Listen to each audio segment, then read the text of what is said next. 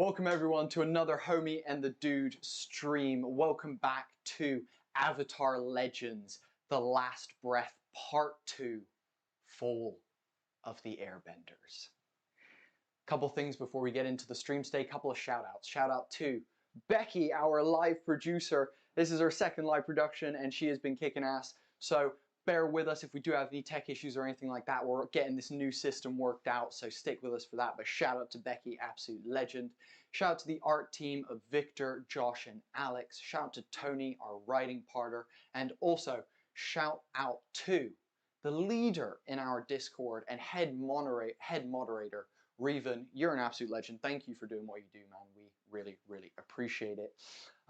Now, a little disclaimer that I'm going to do before we get into this one. Unlike the Nickelodeon show Avatar The Last Airbender, we are dealing with a very heavy topic. From the title, I'm sure you can guess what's kind of going on, and if you know the show, you know kind of what we're dealing with. So with that being said, there will be some body horror stuff going on in this, some gruesome bits of stuff like that. There will definitely be some murder and death going on, and not so much animal abuse, but definitely some people trying to deal with animals as well. So if none of that is, you know, up to your, you know, kind of liking or anything like that, please make sure that this one isn't for you. Go somewhere else and go watch some other ones. Amazing TTRPG stream. But otherwise, if you're happy to stick with us, we really look forward to telling this epic story of heroes that managed to save some information and were lost.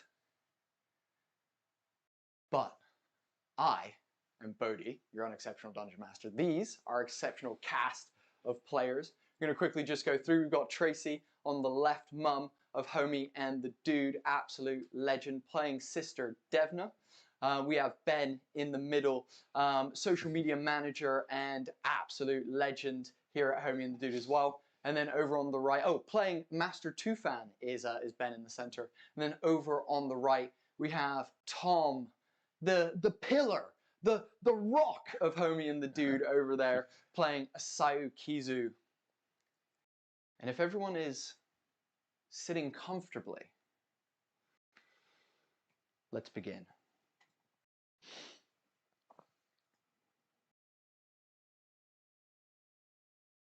Water, earth, fire, air. Long ago, the four nations lived in harmony. Then everything changed when the Fire Nation attacked. After massacres at the southern and western air temples, the Fire Nation army, led by General Zarek Kizu, direct its efforts to the northern air temple. It just so happens that a wedding of great significance is taking place at the northern temple as the Fire Nation army arrived. While the majority of the temple's population were engaged in the momentous ceremony taking place, the Firebenders began burning and decimating the main temple building.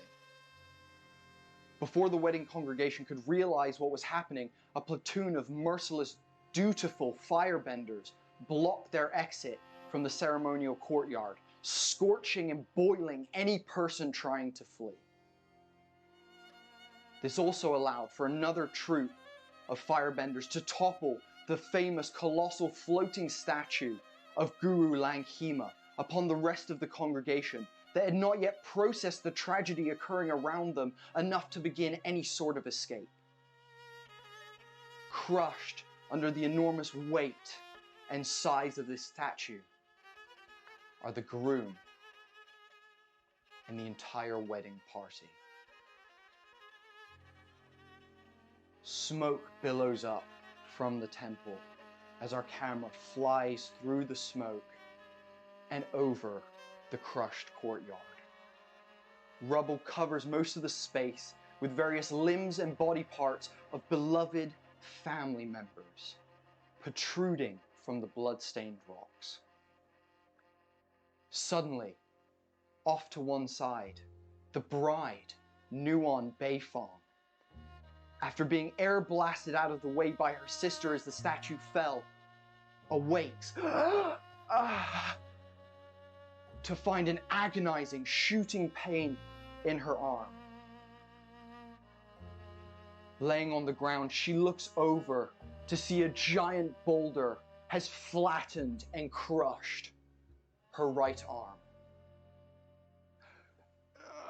Gritting teeth, she tries to grip her shoulder and pull.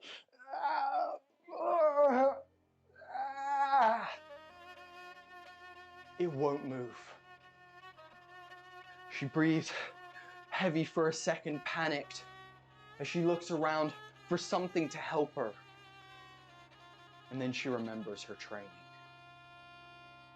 She places her hand against the boulder and rips away a chunk of stone using her earthbending abilities before it begins floating above her hand and forming into a sharp hatchet-shaped disc.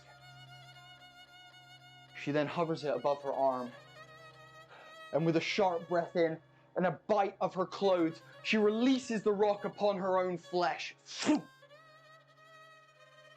It cuts through the skin and the bone like a butter knife.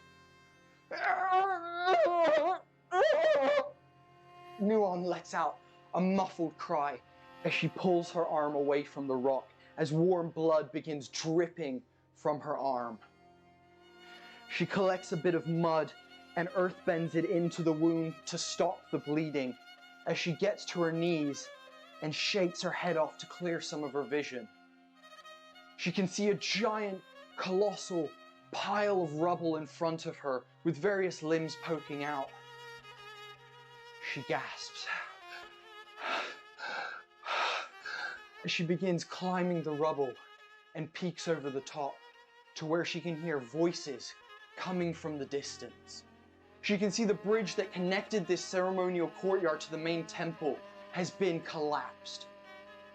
And on the far side are two Fire Nation soldiers stood, just muttering amongst themselves. Something like, "Oh, why were we the ones who had to stay behind and look for survivors, while everyone else gets the glory of going to the Eastern Temple? This is ridiculous." The other one goes, "It's our duty though, we have to. It's what we signed up for. And we're playing our part in this epic tale, you know that." As Nuon sees this, she crawls back down the rocky side, and as she comes to her feet and places her hand over her face, she opens her eyes to see an arm that she recognizes. With accents of red clothing and traditional Airbender colors, she recognizes the arm of a Sayu Kizu. As she quickly begins pulling away rocks as quietly as she can to reveal a Sayu. She places her one hand on your chest and begins shaking and goes, "A Sayu! A Sayu!" Nuon! Nuon, it's you! Shh, shh, shh, shh, be quiet. My mom! Be quiet, be quiet, be quiet. There's no time. Here, help me move this rubble from your legs. She begins. What's happened to your arm? Shh, don't worry about that now. Quickly, it was my help father. me. It was my father that did this. It was my fucking father. Your father? He's here? My mom's dead, and my father did this. Asayu, we need to get out of here. There's still guards here. They're looking for survivors. We need to try and find any others. Here, and you see her place her arm around a rock and move it away as it lifts from your legs. And she goes to give you a grip around your arm to help you sit up. Your arm? What's happened to your arm? It was crushed in whatever happened. One minute I was flying through the air, and next minute I was unconscious. I don't know. I'm in a lot of pain, but we need to get out of here. Do you see where my sister went? I didn't see anything. I got blown away. The only thing I saw was my mom being thrown over the bridge. They killed my mom. I know. This is a mess. She looks around. I'm not sure what to do. Where's Tufan? She looks over to the side and sees Master Tufan's shoe laying near some rubble. She's like, look. and rushes over, slides over in the dirt next to a pile of rubble, and ushers Asayo over with her good arm. Have you seen anything? Have you seen anyone? Is it just us? Is there anyone alive? I've just taken, there's soldiers over there, I don't know anyone else. And she begins just pulling rubble away from where the shoe is and just begins pulling it and pushing it either side of her. I'm pulling rubble right next to her as well and trying to uncover Tufan. As you do, suddenly, Asayo, you pull a rock away just to reveal Master Tufan's head with his arm kind of like this above his head.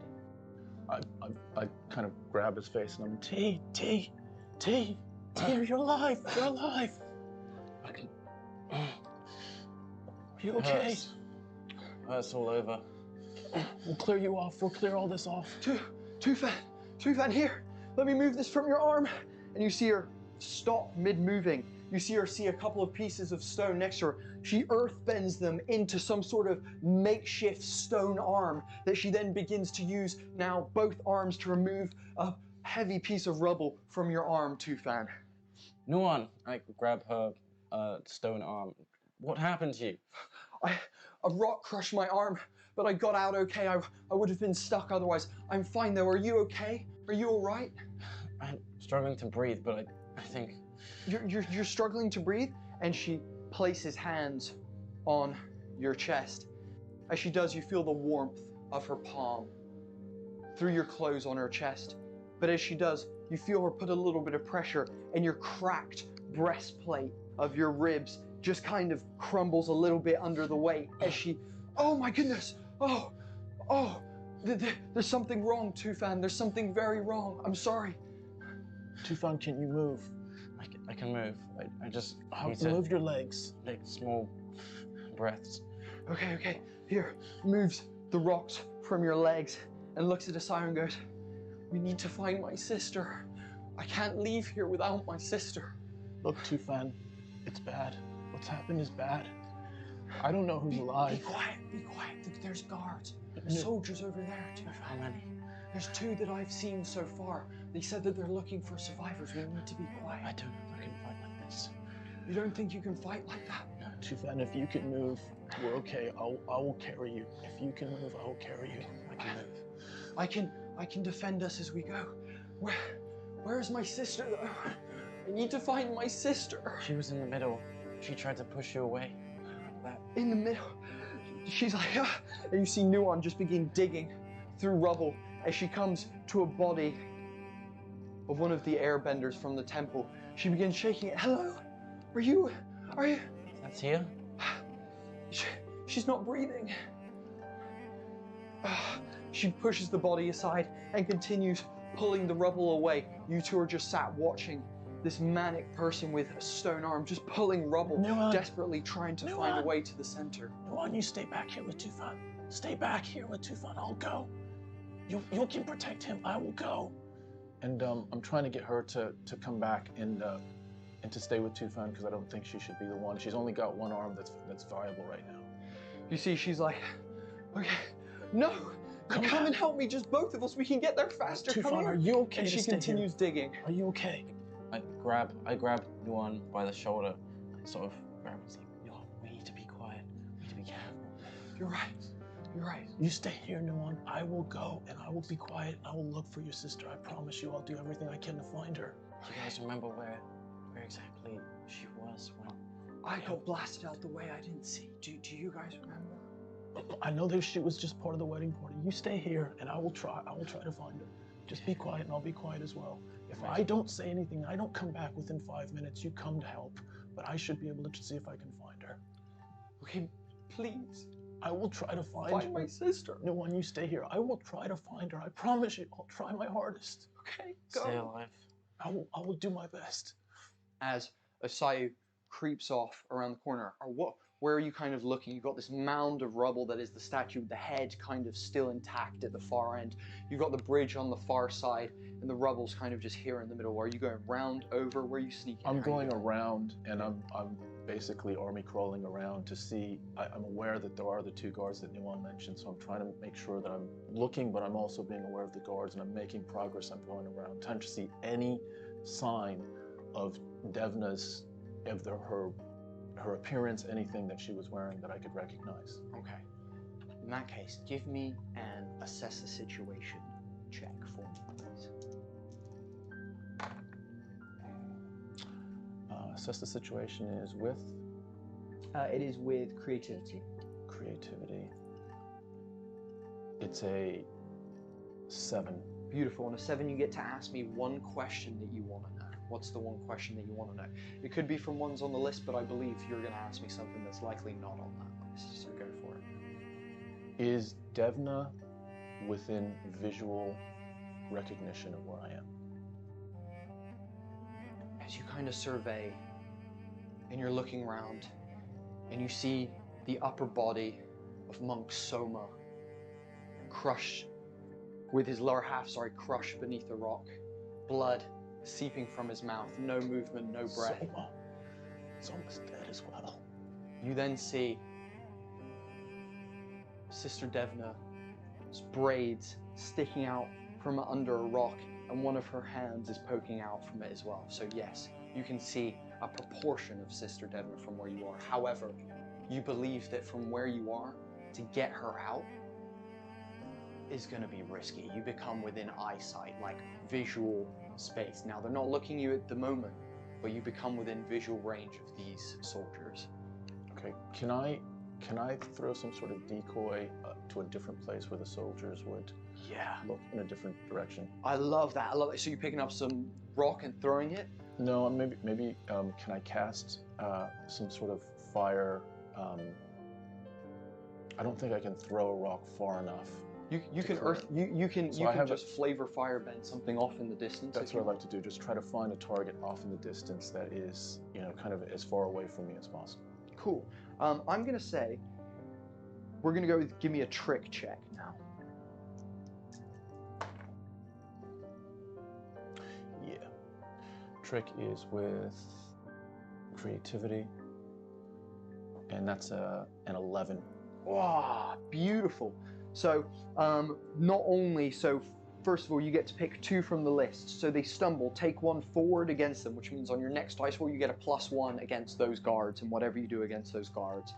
And then, or you can also choose they act foolishly. The GM tells you an additional opportunity they give you, or they overcommit and are deceived for some time. So which 2 would you like? Overcommit and are deceived. Beautiful. And those are the 2.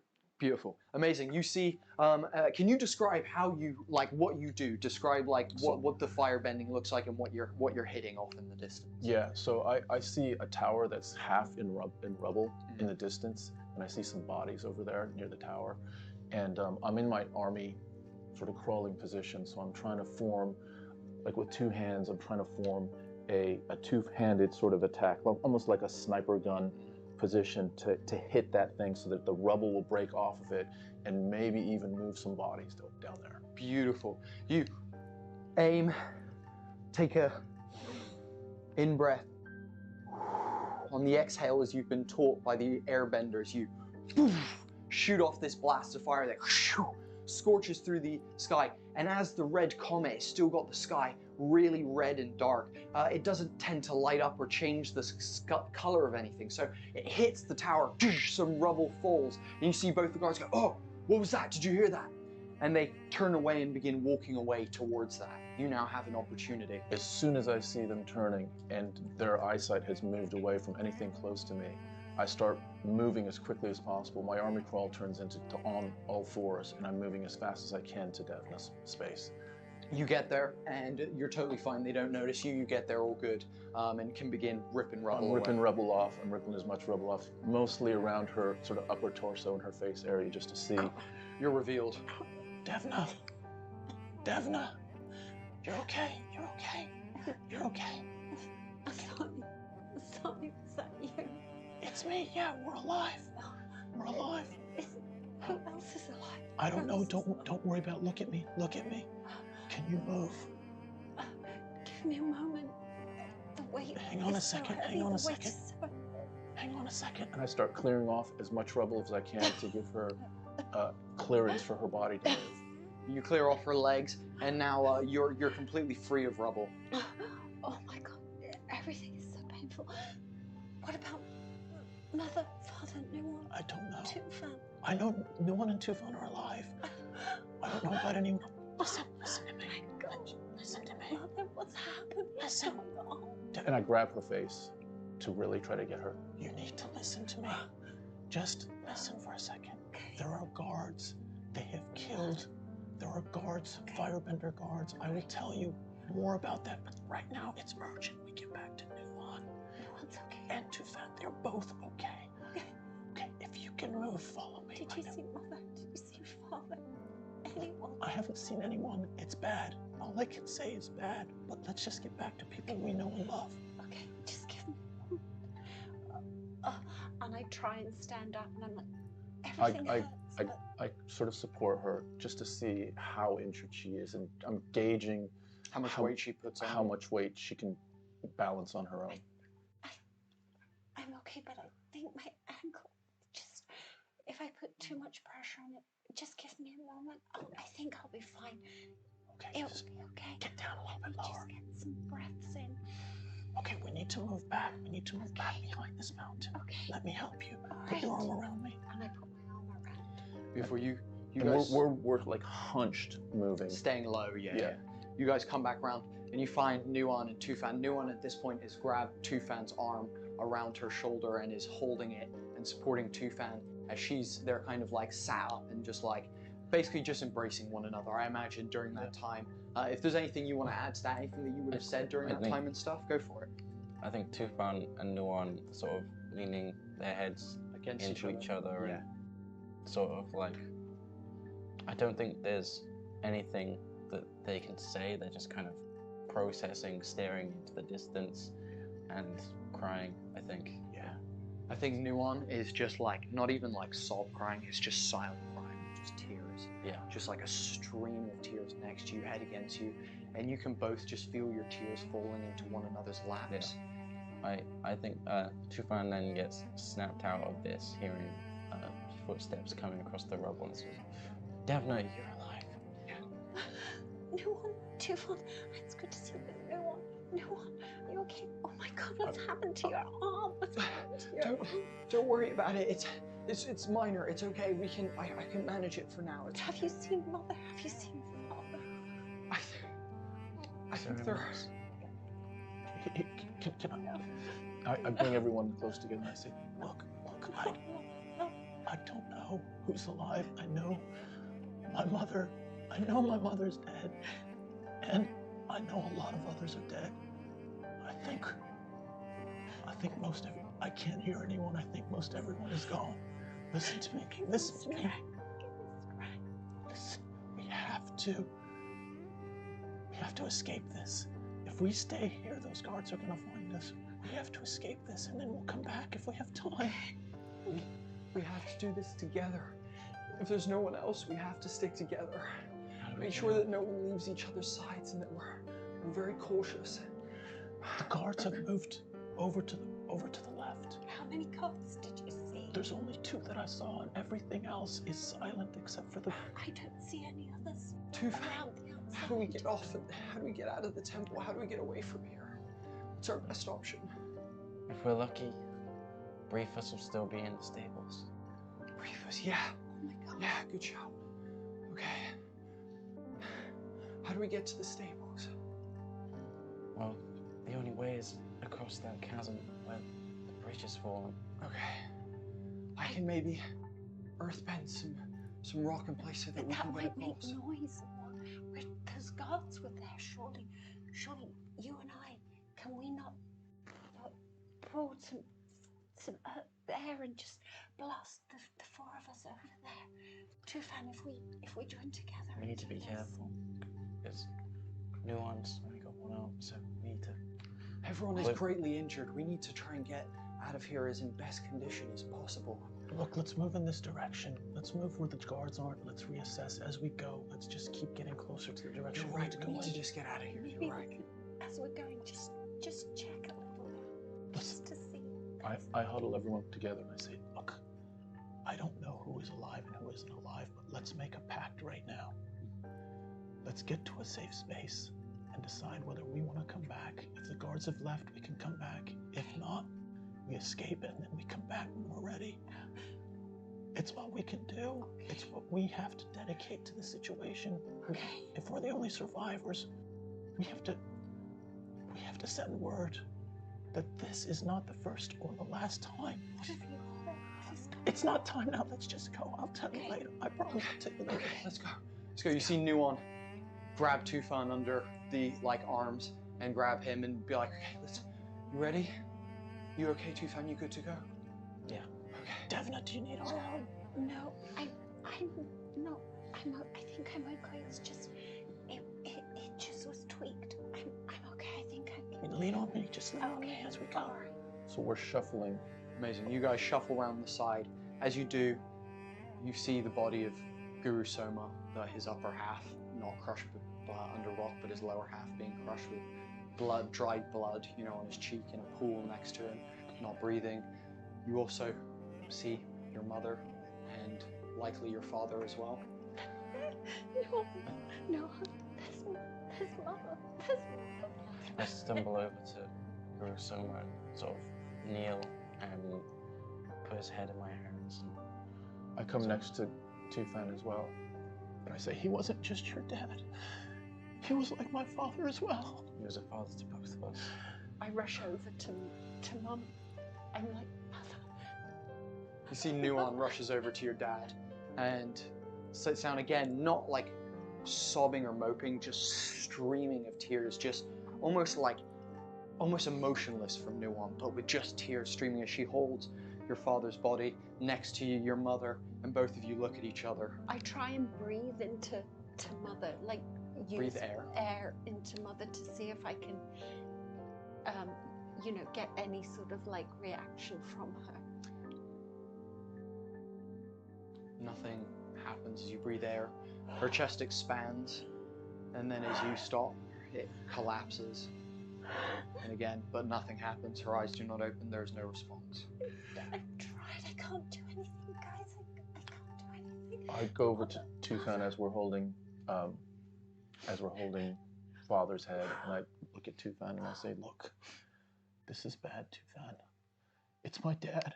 It was my dad that did this. And I think General Kiza? Yeah, he did everything. He killed my mom.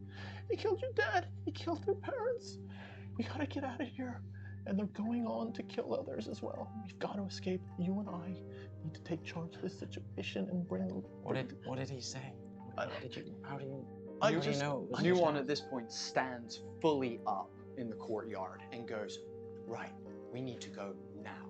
And goes over to Tufan and grabs you and almost begins to pull you, feeling a bit of that resistance as you hold your father figure in your arms. Yeah.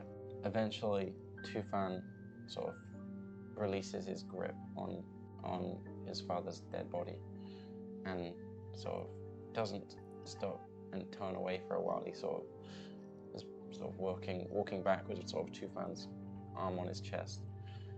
You look down and the blood of Guru Soma is on your hands from where you held him. I've bent down on my knees and I now just bow my entire body in deference to Guru Soma in one last, almost like thank you and a privilege of being under his care. I close my mother's eyes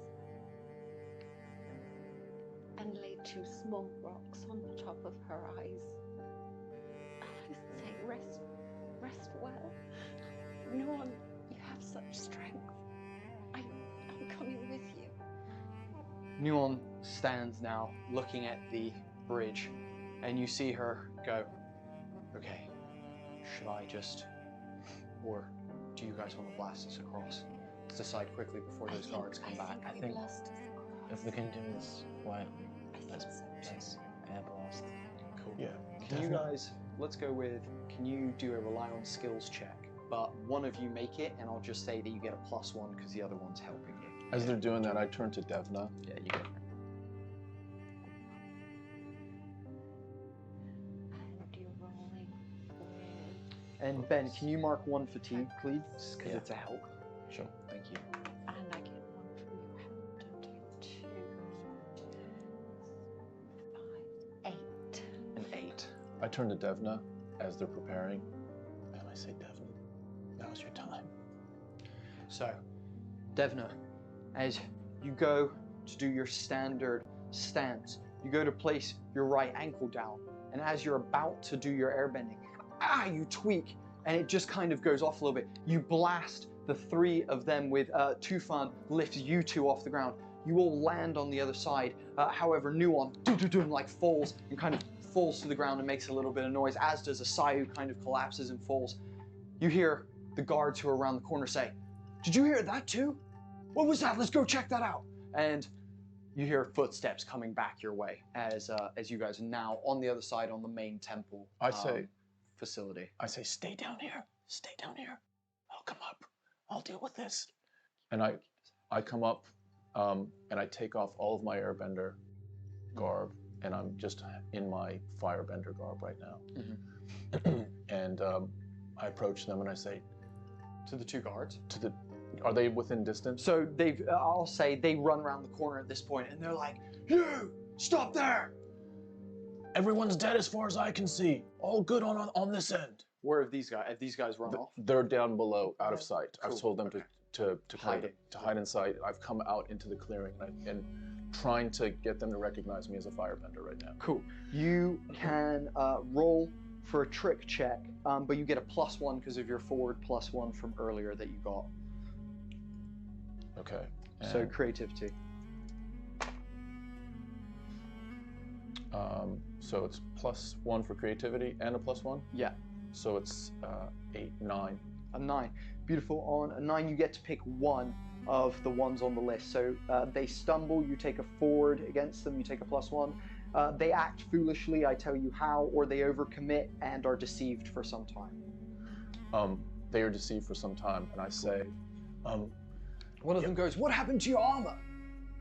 I must have lost it in the skirmish. Kizu told me to get back. I need to get back to General Kizu at this point as well. Are you two heading back? The army left 3 hours ago. Yeah, I know. He told me to stay here and just to have one last sweep through. He thought there might be some dead. That's what we're... One of them looks at you and goes, "What's your name, soldier?" My name is Asayu Kizuno. Asayu, what regiment are you in? I don't think I've seen you round the barracks before. You don't have to see me. Kizu told me to do this. I don't have time for this. I need to get back to the army. Okay. Well, they headed off towards the... Right, you do your job, I'll do my job. Carry on. Okay. No problem. What is your name, by the way? My name is Ulrich, sir. Ulrich, have you looked at that end of the field? We Get over there double time and make sure there are no living bodies. Right away, sir. Right, and just... Never mind. What is your rank? My rank is above yours. March. Okay, sir. No problem. And you see one of them march away as the other one looks you up and down and goes, "No beef here, sir." And he joins him. They walk round the corner away from you guys. I take a deep breath. And I come back around. Amazing. You come back around to these guys. So that was amazing. All right, let's go. We have probably a few minutes until they figure out what the hell's happened. Let's go. Okay. At that moment, you guys make your way into the main temple building, led by Master Tufan, who knows the area. As you do, you come into this building. There's fire kind of crackling up in different places. Some rooms are filled with smoke, but as it's mostly open, a lot of the smoke and stuff is billowing out, allowing you guys to move through the building. As you do, you find ancient tapestries burnt to the ground. You find statues toppled and crushed. Rooms have collapsed and fallen in, with people's bodies scattered all around. As the flames and crackling of wood exist around you, you can feel this kind of panic and fear growing. What do you guys do as you're going through the temple? Anything that you guys want to do as you're going through the main temple? I think Tufan actually starts to cough as he's drawing lots of short breaths. He's kind of gotten used to it, but now like the air in here is like there's a lot of ash floating around, and he's sort of it's too much for me. And I step into and I sort of like air oxygen, like air into him. Here, this will help you. Beautiful, yeah. And you get a little bit of clean air in for a breath. I start to sort of try to blow like an airbend, sort of almost like a bubble of clean air around us to sort of keep, at least like basically sweep away any ashes that like are in the air near us, basically. Beautiful. As you go to do this and you create this kind of like air bubble, at that moment a beam falls. It just so happens that your air bubble bounces the beam off and it hits a wall next to you as sparks and embers fly across the room. Newland's like, this is getting bad. We need to get to the barn. We need to go. Yeah, Let's push keep through. going. No moment to lose. Let's go. At that moment, you turn a corner and you go past Master Tufan's room. You can see Master Tufan as you look in. There's fire kind of rippling up the walls and black smoke kind of filling the ceiling area of your room. Anything that you guys want to do as you continue through, or are we just rushing through to the barn? I'm rushing through, but I do see something that feels like it's just a little symbolic memento on the ground. And I reach down and I just look at it for a minute and I put it in my pocket to have it just, it's an Airbender. It symbolizes this northern temple's It's a Airbender. medallion that one of the gurus wore. Like that, something like that. Yeah, Beautiful. yeah. I love it. I love it. You find, there's like a beam crushed somewhere, and you assume there's a body under there because there's some like dried blood, and then just off is a medallion laying that you pick up that is the crest of the Northern Air Temple on it. Nice. As you guys continue through and you finally get out of the main temple building and you begin descending the stairs that lead you to the bison barn, you can hear some weird noises kind of coming from the bison barn. You hear like, and then just muttering of like loud kind of like muttering from a distance of like, That's one of the sky bison. That might be Briefus. Let's go. Something's bothering him. Let's go. Something's wrong. He's alive. Something's wrong. We should be cautious. Guys, let's have a look through the slats of So- the barn. as you make your way down the stairs and you separate from the burning temple behind you and you see the bison barn, which seems to be in perfect tact down below you, there is this moment of weird peace that kind of happens as the noise of everything that's burning and is behind you, and you can just hear kind of what's in front of you. And as you kind of are running down the stairs and all of you are like going, I assume Sister Devna kind of every now and then taking like a foul step with her bad ankle, and as you kind of look out, you can see the gorgeous mountain range around you. You can see the red sky and the red light illuminating snow atop the mountains near you and things like that. And for just a moment as you're running, you remember that there is some stuff that is still good in the world, though everything is very bad right now. And as you all arrive at the barn and you peek through the slats, whoever's peeking through the slats, can you give me an assess a situation roll? And anyone that's helping peek through the slats, can you mark 1 fatigue, please, and let me know if you are marking 1 fatigue.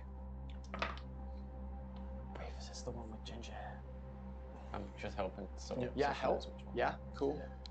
Are you helping as well? I'm not, but I'm gonna sort of fall back a little bit and just make sure that I can. Trying to Watching see. the 6 almost. I'm watching to see if the guards are anywhere near. The 2 that were up there, if they've Yeah. like come followed you guys down. Yeah. Awesome, beautiful, I love it.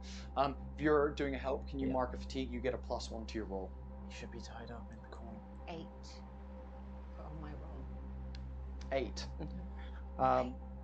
So you can ask me 1 question.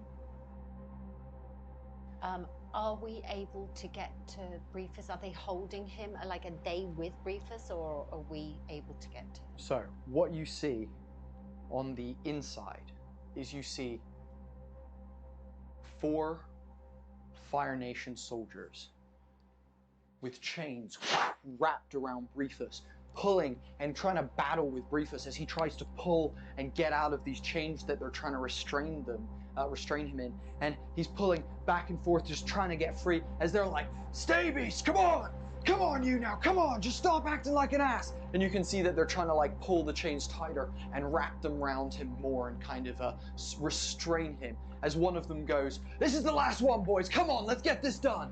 I tell these people, Tufan, they're restraining him. We need to blast them with air. They've got chains around Briefus. Let's go. As I hear, Devna say that, I circle back as well now, so I'm back with the group. Like, I can understand now there's guards over there. Yeah. We need to stop this. Briefus is our only chance of getting out of here. We need to free him. Absolutely. I think let's flank. I was about to say that.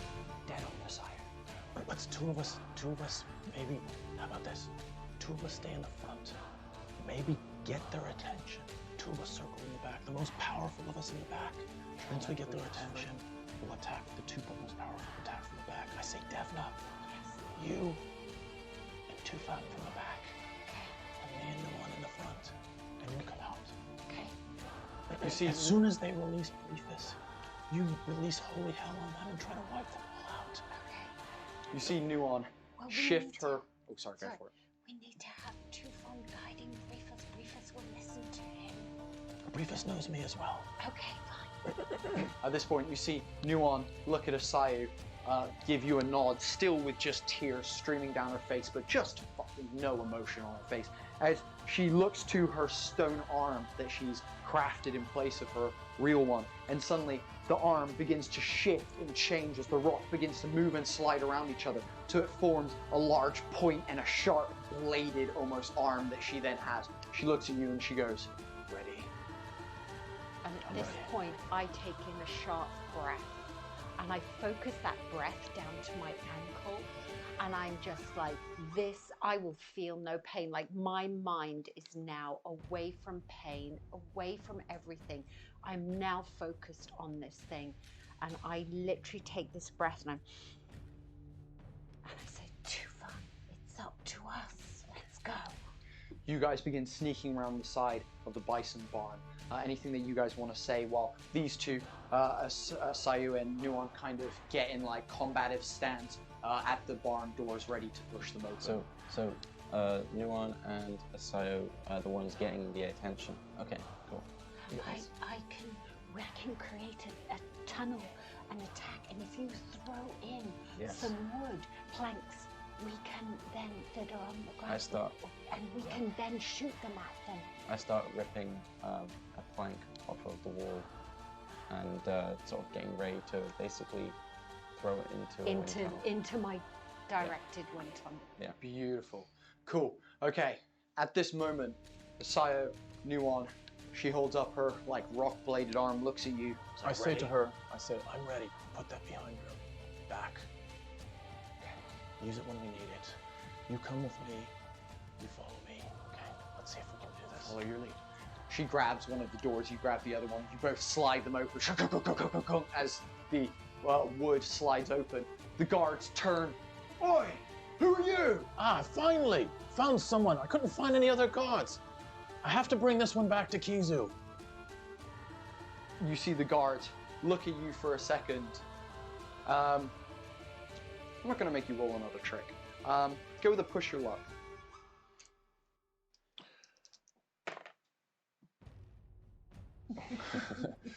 Rolling hot. Push my luck is it is passion, so let me just make sure if there's anything to add to it. No, it's actually a -1. So I rolled a 10, so I got a 9. You got a 9. Beautiful. We're going to come back to that in just 1 second. I just want to give you guys a little bit of just kind of stuff so you guys can get it in your head. 1 second. Cool. So just to describe, the Bison Barn is a large structure that stands to the far east side of the Northern Temple.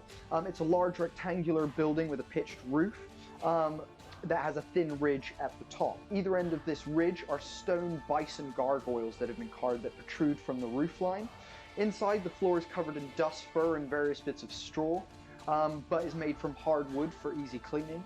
The barn is completely like open plan, but there is like sections for each bison to like have their sleeping area. But typically it's very open. The doors can be opened by the bison. There's a pulley system for the doors to be opened by the bison, so they can come and go as they please basically. And they each have their own little sleeping area. Cool. So as you guys come in and say that and you are 9, the guard looks at you and goes, okay, that's fine.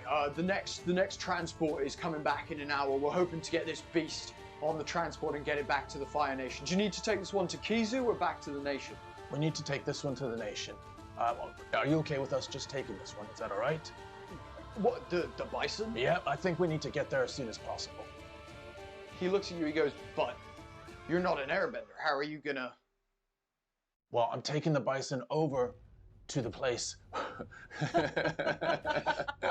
To the He place sees where- you break. He sees you start laughing and goes, "What's going on here, soldier? Are you okay?"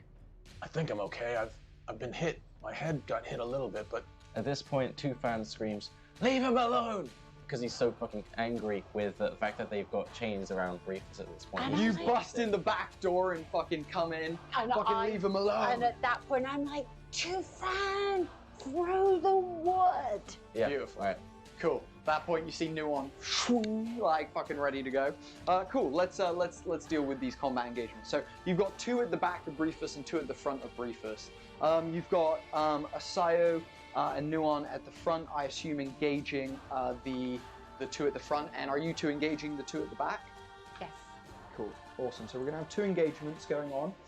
So can you each choose your approach for this this exchange for me, please? yeah. Thank you. Can we discuss without, like, we're allowed to discuss? Yeah, aren't we? totally. Yeah. Totally. Attack. It's one of the differences of the Avatar yeah. game for everyone who doesn't know. Advance and attack.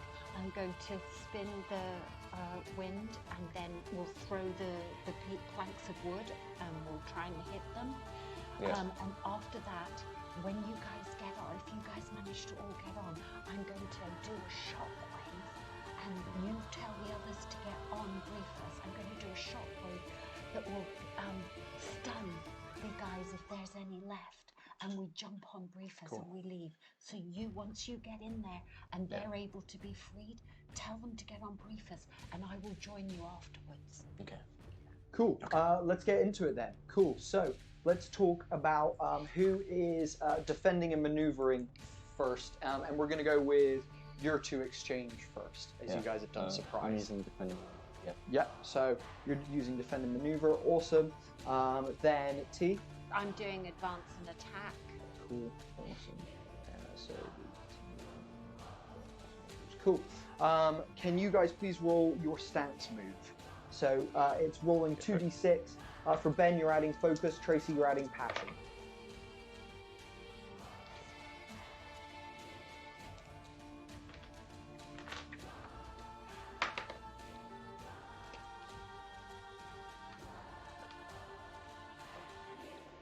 What was your roll? I got an 8.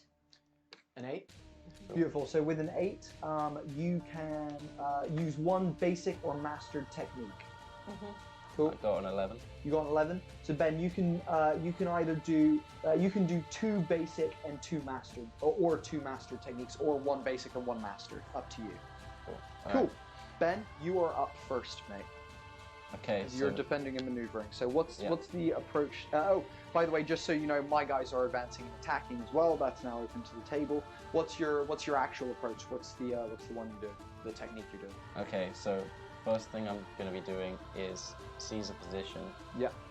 And I'm going to be sort of marching straight towards them. Yeah. Basically, with this plank, ready to. They think I'm going to smack them with it, but I'm ready to chuck it in this wind tunnel that's going to shoot at them Cool. at Mach 10. And Cool. the other thing I'm going to be doing is the air swipe. So just the intention of just like knocking anything aside that they try and send in my direction. basically. Awesome. Okay, so based on seize a position, you move to a new location, engage or disengage a foe, overcome a negative status or danger, establish an advantageous position, or escape the scene. Any engaged foe with you must mark 1 fatigue to block this. So I would say you probably are looking for an advantageous position to throw this wood into it, but also like kind of be ready to handle these guards. That's kind of sounding like what you were saying. But at the same time, Chupan's kind of angry and just like getting closer to them. Cool. To get them off the brief. Beautiful. So I imagine you kind of run in, kick off the wall, and like bit bop into like one of the higher rafters areas. So Sure. you're like now above them, and you've got the high ground almost. I'm Yeah. imagining. Yeah, sure. Cool. Awesome. T, you're up next. Well, I'm going to strike them. Go for it. Cool. So am I marking 2 fatigue? Am I marking a condition, or am I shifting there? Or I get to choose, or are you choosing because you mark a fatigue and then you get to choose? What would you like to do? I'm going to mark a fatigue, Yeah. and I'm going to have them. Mark. I'm going to choose mark 2 fatigue. Beautiful. Awesome sauce. So We love a good bit of that. Can you just describe what the attack looks like? Can you describe what the attack looks like with your airbending? Yeah, I'm grabbing Tufan sort of like with me. We've broken the thing. I whisk this air through my hands and I'm creating this funnel of air, and it's just whirling and whirling, getting stronger and stronger and bringing, and I say, now Tufan, you know, to throw. So let me ask, are you doing a strike or are you doing your special technique, which is the wind I'm funnel? using my directed funnel. Okay, cool. That's a little bit different then in terms of what Where that I'm does. So spinning the can you just funnel. read that one to me? Yeah, create a spinning a funnel of air that fires objects at high speed. It's marked 1 fatigue. Each ally can mark 1 fatigue to toss in an appropriate object and inflict 2 fatigue on the target. Beautiful, cool. So I assume you're going to throw in something and Ben's going to throw something in. Absolutely. Cool. Can you mark a fatigue, Ben? Yeah. Can you mark a fatigue? Yes. And what, Ben, I assume you're throwing that plank of wood. So as you come in, Ben, you bit bop off of the wood up into the thing, and from above you throw your plank in. It gets caught by Tracy's wind jet. Boom! Fires off. Yeah. T, can you please tell me what you put into your wind tunnel? When I'm scooping up this, I see that there is, you know, like they have pails and like farming like implements and I see that and I pick up like it's like this shovel that they shovel the dung away with, and I pick up this shovel and I bring it and I flip it into the Beautiful. thing. As what happens is you see, and it happens within a flash of eye. The two of you at the front you see Tufan, boom, boom, boom, shoo, shoo.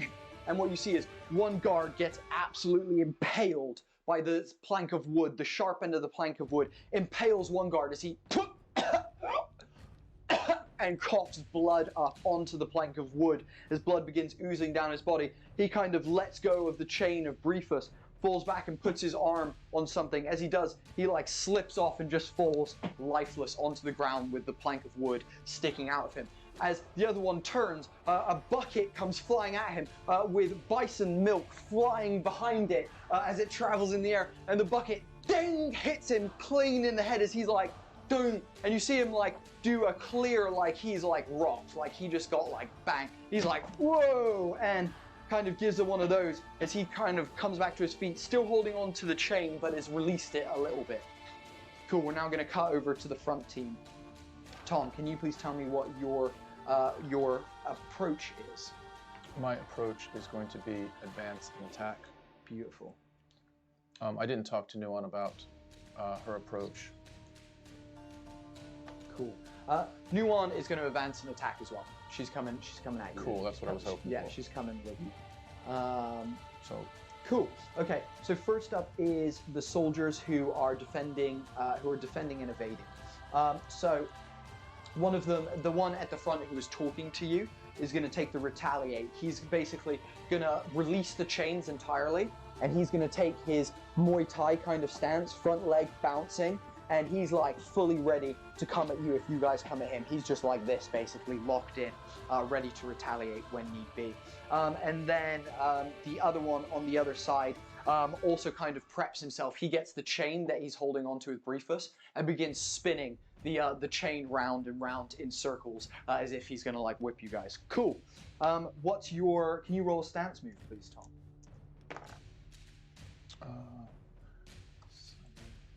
Any modifier on that? Yes. For you, it's passion. It's a 6. A 6? Cool. On a 6, you don't get to use any techniques, but if you shift your balance away from center, you can use one basic technique. I'm gonna do that. Cool. So, and which basic technique are you looking to do? I'm doing smash. You're doing smash. Awesome. Smash. So mark 1 fatigue to destroy or destabilize something in the environment, possibly inflicting or overcoming a fictionally appropriate positive or negative status. Okay, Go for it. so I'm going to smash something above the 2 guards. I'm seeing some like barn equipment up there, some metal barn equipment up there. And as they're in their stances, I'm going to shoot a firebolt into those to release those metal pieces of fire equipment to land on them, to crash down on them. Can you describe what goes on in a Sayo's mind that makes him shift away from center? What and which way are you shifting, and like what goes through his mind as he's like quickly boom, like up there? Like what goes through your mind is what shifts you away from center? Yeah, so my balance is confidence and loyalty. Yeah. And I'm shifting towards confidence. Yeah. And in that moment, I felt like I was able to influence the first two guards, and now I'm just drawing on the lessons that I've learned from the Airbenders as well, and the accuracy that they've shown me in the past, and seeing if I can tunnel that accuracy to the target, the exact target that would release these big pieces of metal up there. Beautiful. So can you mark one fatigue for your smash, please? Yeah. Awesome. I just want to check my retire. To yourself, each time you reflect through your condition, shift your cool. Okay, so what's going to happen is as you do this, you kind of move into this confident stance, and where most firebenders are in this kind of Muay Thai bouncing front leg kind of stance, you have a lot more of like an open, like kind of firebending style, where you're a bit more like mixture of Kung Fu and Muay Thai kind of together. So you're kind of taking your stance, and you do this thing where you just like, you look at him and just raise your eyes, and you see this perfect bit of wood that's just like hanging above it. And instead of shooting a big fire blast, you shoot a directed, thin, like bolt of fire that shoots up. It hits it, crumbles it. As the bit of wood falls, it lands right in front of him, blocking him from you, basically, and putting something right in front of him, and stopping him being able to retaliate on you. Beautiful. At this moment, Nuon is going to rush to the other side and go to strike the other guard. So she's going to strike, so she's going to mark one fatigue. For you, Nuon, and then she's going to give them 2 fatigue. She's going to hammer them and give them 2 fatigue. You see, as Nuon moves with Tom, you've never seen Nuon move like this. Tufan, you have never seen Nuon move like this. Sister Devna, you have, but only once when she was being bullied, very young, and she doesn't often let this side of her out. You see, as she places her feet in the dirt, she begins to glide across the ground as she moves the dirt beneath her feet, almost like ice skates across the ground. She slides, she runs, the dude swings and tries to grab her. She ducks under it and stabs her rock sword straight into his arm, and it rips through his arm into his body. As she then pulls it out and goes, ah! With a scream as she does that, as the guard, kind of crumbles backwards, quickly lets out a blast of fire from his body, and it hits Nuon in the stomach. You see her clothes begin to crisp and crumble away with fiery embers burning it away as she grits her teeth, tears still streaming down her face as she's like, is that the best you've got? Nuon! Beautiful. Cool. That's the end of the first exchanges. Are you guys going back into combat, or is anyone doing anything else as we've come out of those first exchanges? I see like what happens to Nuon, and Tufan sort of basically like not knowing the severity of this just screams no, and basically next move of combat I'm doing everything I can to protect her. Well, let me ask this: Are you fighting someone, or are you gonna do out of combat moves to go and try and save Nuon? You're gonna do like rely on skills to get her out the way. Like what's kind of it'll probably be a combat thing, but cool. My intention will be to sort of launch myself over Briefus to land on this firebender, like feet first on the back of his head kind of thing. Love it, cool. We'll come to that one. I take inspiration from Nuon. I've seen this, and I've seen it once. I know that she is channeling everything in her being. No matter what pain she's feeling right now, I can see the tears streaming down her face, but I know right now she is so focused, and I realize that that is all I have to be. That if she is like this in this moment, that I have to be like this, that I have to be as good, if not better. Shift your balance towards community.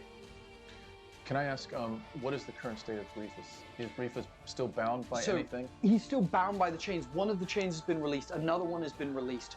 One guard, actually, there's only one guard still holding onto a chain. The other one got killed. Yeah, so there's only one guard still holding the chain. Briefus has begun shaking the chains loose and he's like, "Rrr," as he turns round. And actually, at that moment, Briefus goes to the guard that was behind the wall that you had and just, hung, and just bites him clean in half. Just takes him from the hips up, eats him, and just begins crunching away at Firebender bones as the lower half of the body kind of does a little and then topples over and just falls off to the side as Briefus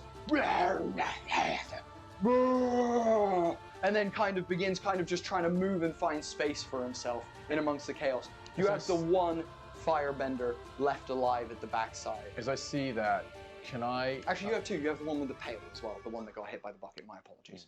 Can I try to send something over to break that final chain and release Briefus? I love that. Give me a rely on skills. You're going to send a hot, fiery, blade to try and cut through that chain. I love that. That's hot. That's awesome. That's great. Rolling good. Focus. It's a 10. It's a 10? Beautiful. With the rely on skills, you blast the chain off, and as you do, because you come with so much power and force, and you send it perfectly, the chain ping flies up and actually floats over and hits the Fire Nation guard who'd been hit by the pail on the back of the head and stuns him again as he's like, ah, Jesus! At that moment, and it's just all over the place. I yell to Briefus. I said, Briefus, attack! And I'm hoping that Briefus will send his rage over to any of these guards that have been holding him down for the time that we haven't been there. Beautiful. You see Nuon take a quick step backwards from the guard that she was encountering as he begins holding his arm that's been stabbed through basically and trying to seal up the wound in his body by holding his arm to it. And he takes his combative stance. As you say, Briefus attack, he turns with his big round flat tail and smacks the one who'd been hit by the bucket and the chain into the wall. You see him hit the wall, collapse, and fall in a clump on the ground. You can see he's still alive, but whatever Briefus did probably broke something that's allowing him to move, most likely a spine or something like that, as this guard is kind of in a slump up against the barn wall. So you have one guard who's left standing, holding his arm, and he's like this, basically, and Nuon's kind of just facing off with him at the moment. Is Briefus now released from the chain? Yes, Briefus is shaking off everyone, get on, Briefus! And I'm hoping that they'll do this. I will deal with the last one. I think Tufan, in a sort of blind panic and rage, is gonna try and jump to sort of launch himself between Nuon and this last Firebender and sort of just blast air out on all sides. Gorgeous. Give me a rely on skills check. Sure. What was that rolling? 2d6, and then you are doing focus. All right, that is a 9. A 9. Beautiful. On a 9. You come over, you blast him. You see the air ripples past him, but he grinds his feet in as he lets the wind, as his hair kind of blows, he digs his feet in, and as the wind kind of dissipates, he's still kind of stood there. He's like, yeah, come on, little Airbender. I'm going to show you what it means to be a fucking Firebender. And he goes to blast you with fire. He's going to do his own rely on skills check. And this is the first time the DM is going to roll in this campaign.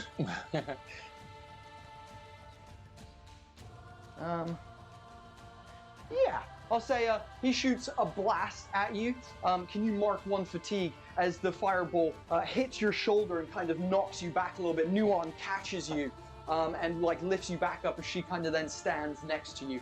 I also at that point say, I sort of step forward in front of Tufan and I say, Tufan, are you okay? And I step forward to face the guard. At that moment, he sees the 3 of you stood in front of him.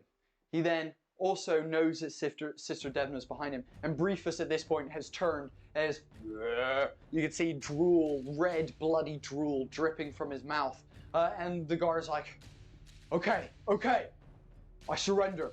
I surrender. At that moment, I whip up air, and I rely on my skills to airbend the chains that were once holding Briefus to bend around and chase this guy and Awesome. And at the same time, We'll make a rely on skills check. yeah, Go for it, Tom. No, let's let that settle because I want to have a word with this fucking guard. And rely on skills is using focus. So I get a 9. A 9. So the chains wrap around him as he falls to the ground, wrapped in a bundle of chains to his knees in front of you. And he goes,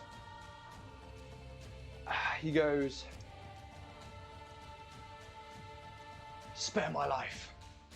And I promise, I will never, ever attack anyone ever again. I will never use my firebending for bad. Like you spared those people out there. You see him look down with shame on his face. At that point, I say, Tufan, are you okay? Nuan, are you okay? I sort of look on right at this guy with rage instead of at Asayo and say, "I'll live." Okay, let's prepare to get out of here. You tend to brief us. Let me have a word with this guard. And at this point, I want to use straight shooter. Yeah. So straight shooter is telling an NPC straight, blunt, honest truth.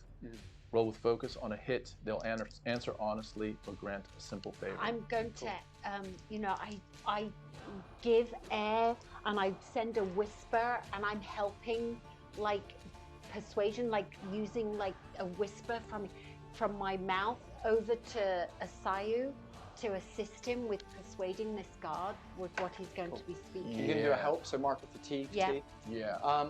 Also, at this moment, as Tufan heads over to Briefus to begin calming Briefus, you see Nuan heads over to the guard that's crumpled up against the barn, who's still alive but has clearly broken his back.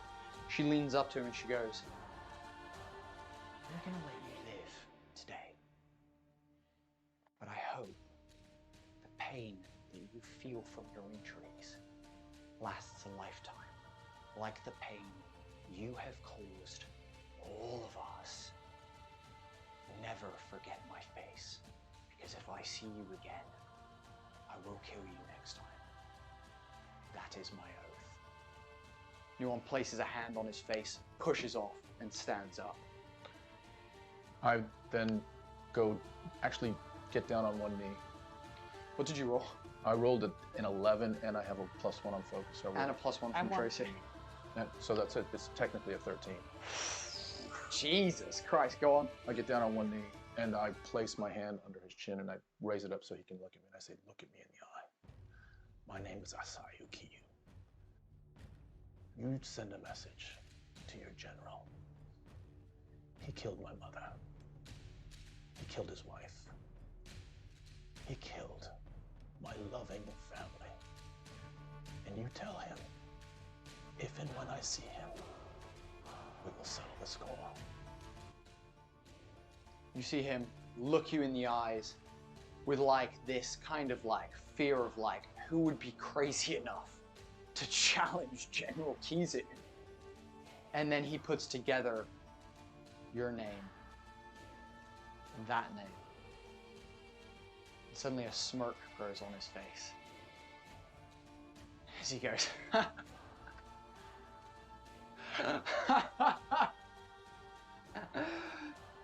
"Kizu spoke of the bastard, son. We all thought he was dead. But here you are. Impressive that you survived, but a Fire Nation boy would. A Fire Nation boy would. I'd be happy to tell your father that you're still alive. I'm sure he'd be delighted to know. If you're willing to spare my life, I'd be glad to do so." You know what? I've had a second thought. I think I'll tell him myself. And at that point, I take a step back and I want to strike him. Beautiful. There's no uncertainty here. Are you fire blasting, or are you like physically like just going with like the hardest punch you've ever thrown in your life? I'm just hitting him with an explosive blast. I want to disintegrate him.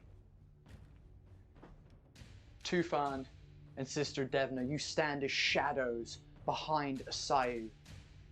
As Asayu stands over this gentleman, this helpless, tied up gentleman, as Asayu says he'll tell his father himself, opens his hands,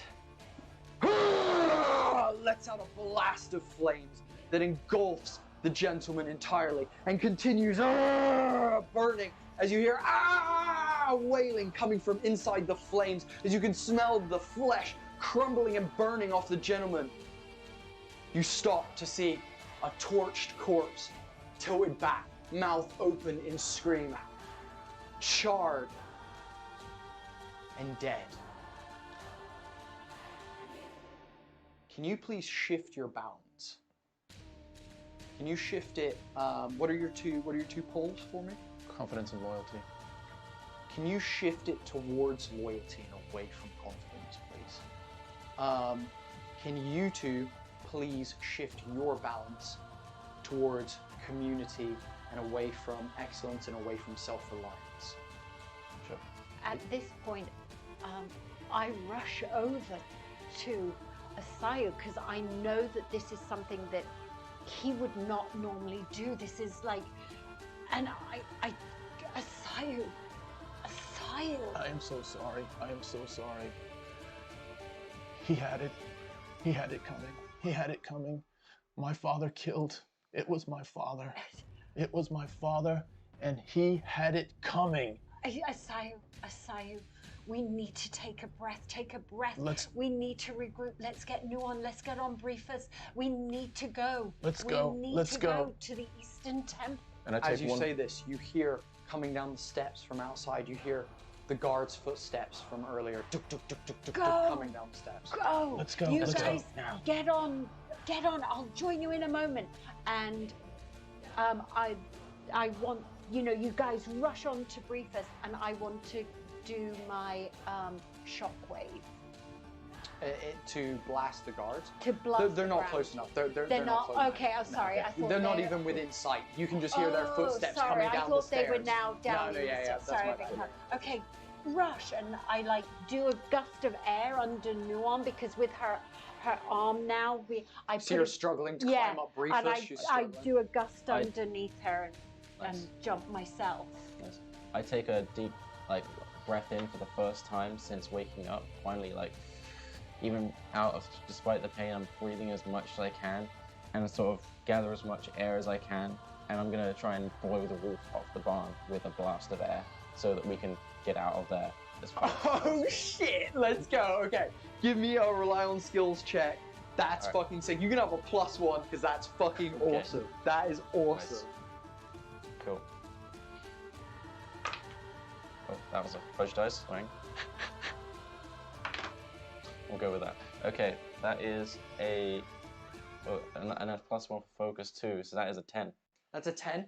Beautiful. You guys, you see Briefus as he begins lifting off the ground effortlessly. You see his little legs begin dangling underneath him as Tufan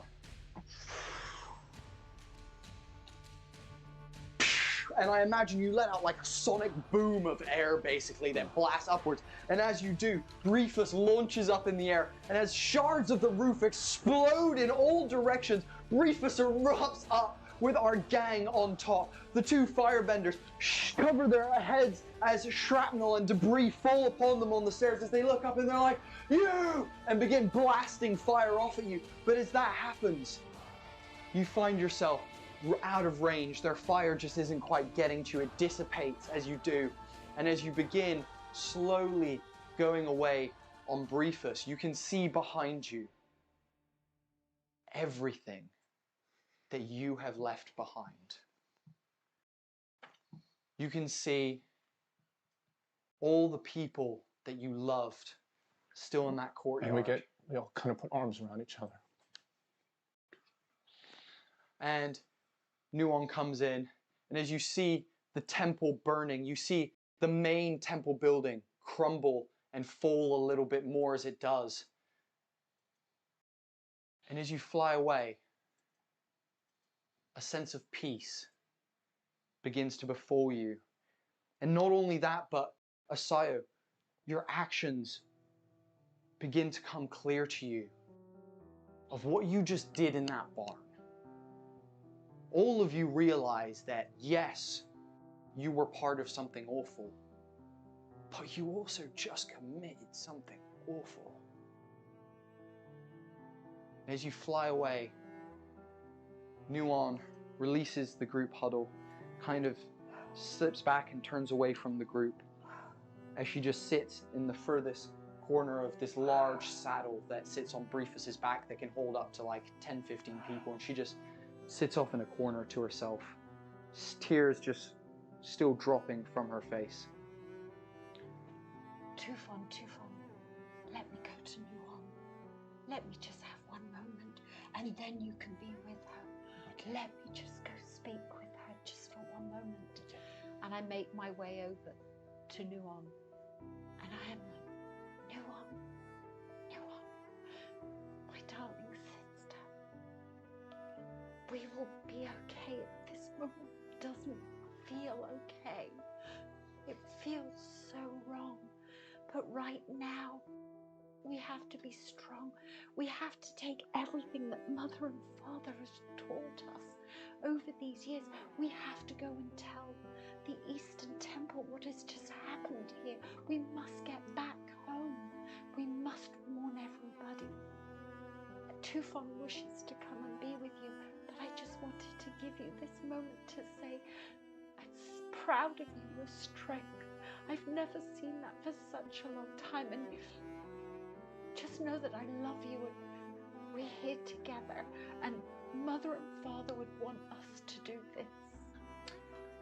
Nuon, silently, holding her knees, looks up, not at you, but out into space.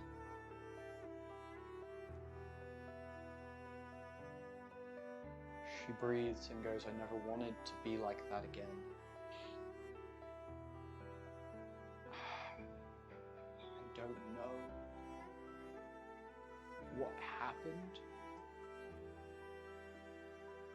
I don't know what to think.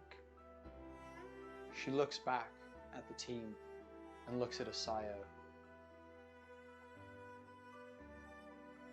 She looks at him and then goes, you said it was your father. Did you know? Did you know anything? Of course I didn't. Are you know. a spy? Of course I'm not. I've lived with them my whole life. How can we know? How do we know that you're not one of them? Just tricking all of us right now. Tufon. Nuon, he wouldn't do that. What do you know? He's only been here for a couple of years. What do you know? What do you know about him? I grab Nuon and She pushes you away. No! No! Nuon, they killed my mother like they killed your mother and father. But I saw you in the barn. I saw the anger. Even I had anger, but I would never do that. I saw what you did in the barn. You have the same anger they do. I do have that anger, and it is at my father. General Kizu is my father. He is the leader of the Firebenders, and he brought this upon all of us. And in that moment, I wanted to send a message, and I wasn't able to. And for that moment, I looked at that guard, and I saw my father, and I saw all the pain and destruction he had done. He has killed our people. And that's why I had to kill him. I had to kill him, and I will. I'm gonna kill my father. I swear I'm gonna kill my father. He's done this to me and to everyone that I love. At this moment, Nuon looks at you, feeling the emotions of the moment. You see her face change. All of you see her face change back to the Nuon that you all love and know. As the love and warmth of her normal smile comes back, and she rushes over to Asayo, hugs you and pulls you tight. I'm so sorry. She goes, I'm sorry. I spoke out of turn. I was just, we're all I'm in sorry. shock. And she hugs you even tighter. And she goes, if that is your path that you must walk, I'm here to walk that path with you, Asio. I'm sorry that I said that. It was out of turn. It's okay. It's okay. We're all dealing with so much shock. We're probably doing things that we would probably never do and handle things. We don't know what to think. We don't know what's going on.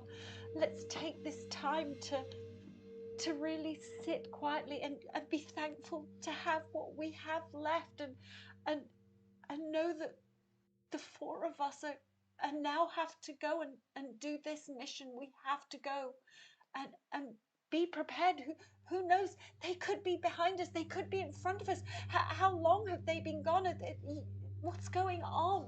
We don't know what is happening, but we need to warn the Eastern Temple of what is happening. Why were the Western and the Southern Temple people not there They at must the have gone to wedding? them first. They must be dead as well. Oh my God! That's so many airbenders. I It's turn to wild. Tufan and I say, Tufan, Guru Soma has trained you to be a leader. I'm your best friend. You must lead us. It was to be a leader of the Northern Temple.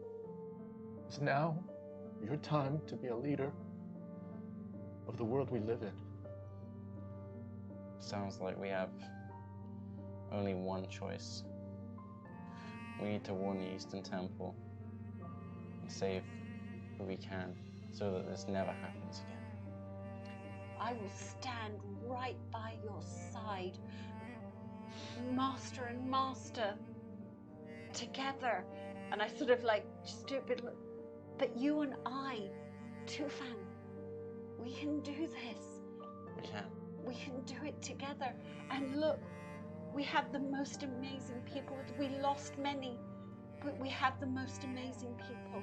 We can save them. As you say this, all of your attention kind of drifts back to what you're flying through and that you're soaring across the sky at the moment. And as you do, you can see, the red sky and the red clouds, from the comet that you can still see shooting across the sky ever so slowly, burning bright as the sun as it does. And as you look down, you see mountain ranges flow past you. And you see deserts of the Earth Kingdom go past. Is there anything else that you guys want to do while you're on the back and you're traveling to the Eastern Temple? If so, now's the time, guys. Anything you want to talk about or do? I'm going to stop approaching you on and put a hand around her and sort of see, basically for the first time, I get a proper look at what has happened with her arm. And as you come in close, she's like, hey, oh, yeah, it really hurts. I had to get myself free and my arm was trapped. I'm so sorry. It's okay. We all suffered today. And how's your chest doing? I know. It's better than it was before. I don't think I'll ever be able to breathe the same again. I'm just so sorry. I know I lost my parents, but you lost everyone too, fam. Yeah. You lost absolutely everyone around you, and all your people. I'm just. She goes in for a hug, but gently, as like not to obstruct your chest or anything, and just is like, I love you, and technically, you are my husband now. We've got each other, and we stand by each other to the end. Always, right to the end. So, when we get to the Eastern Temple, I guess, tell them what's happened and prepare them as much as possible, but who knows whether the Fire Nation are just attacking the Air Nomads. They could be attacking Earth Kingdom cities right now. We don't know. I'm worried for both of our peoples. Me too. We gotta warn anyone we can, but it seems like Airbenders were their first target. There must be a reason. So there must be There must something be a bigger reason. going on. Yeah, Why would they target Airbenders? I don't. I've been thinking the same thing. Like, what to do? Like, the Air Nomads are the most peaceful of the people. With our outreach programs, we've been part of the Fire Nation for so long. I'm just shocked. You know, my mother always spoke of the good that the Air Nomads did, what we could have done to annoy the Fire Lord or the Fire Nation. I can't imagine. Maybe Asaya will know. He overheard something. That's a good point. Let's ask him. Asayo, have you got any idea why this is happening? Why it's happening now? I only know what I remember when I was a kid. My father was the most strict, hard, violent man I've ever seen. And I think there was always a feeling, my mother and I never spoke of it, but there was always a feeling that he could go beyond that and do things that would be so evil that we needed to get away. And I don't know if that's what's happened, but it sounds like it may have. Did you ever overhear your father talk of any particular distaste towards Airbenders or any reason why it might be the Air Nomads that they're attacking? My father hated everyone that wasn't a Firebender. He hated everyone, and the fact that it was Airbenders, I'm not surprised. At that point, I separate and I walk to the backside of Reefus. And the moment I mention my mother, I'm picturing like her arm as she's falling.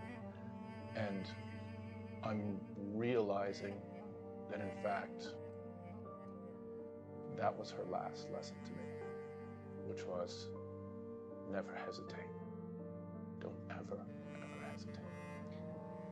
As you stand at the back of Reefus, his tail like this in front of you, and you look back at the gorgeous lands and clouds and red sky, you look up to the comet and you think, do not hesitate. And as you think that, Firebenders often say that the source of their fire comes from their heart, from their energy, from their soul. As you look up at this comet, you, like every other Firebender this time, feel your powers on a level that you've never felt before. You feel that internal fire burning hotter than it has ever burnt in your entire life. And that doesn't mean anger, and that doesn't mean passion.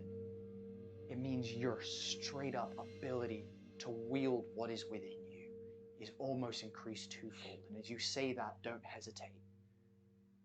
That's what you feel in your soul and in your heart. Anyone else doing anything? When they're together, and then I see Asayu move off, I go to myself.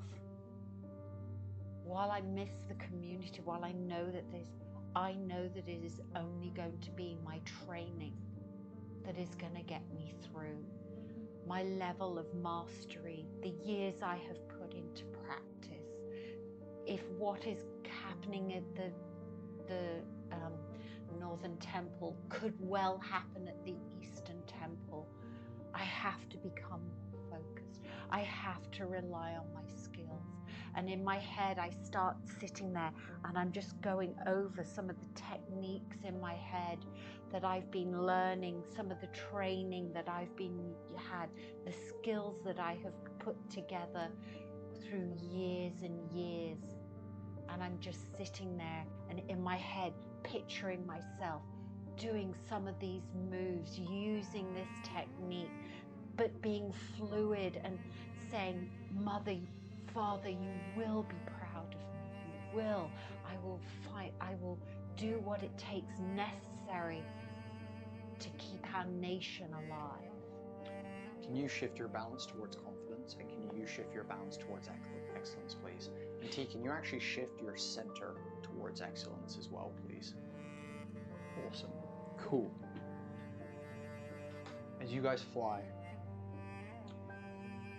you again have about a day's worth of travel before, as you look over the side of Briefus, you can see the Fire Nation army moving through the Earth Kingdom below you.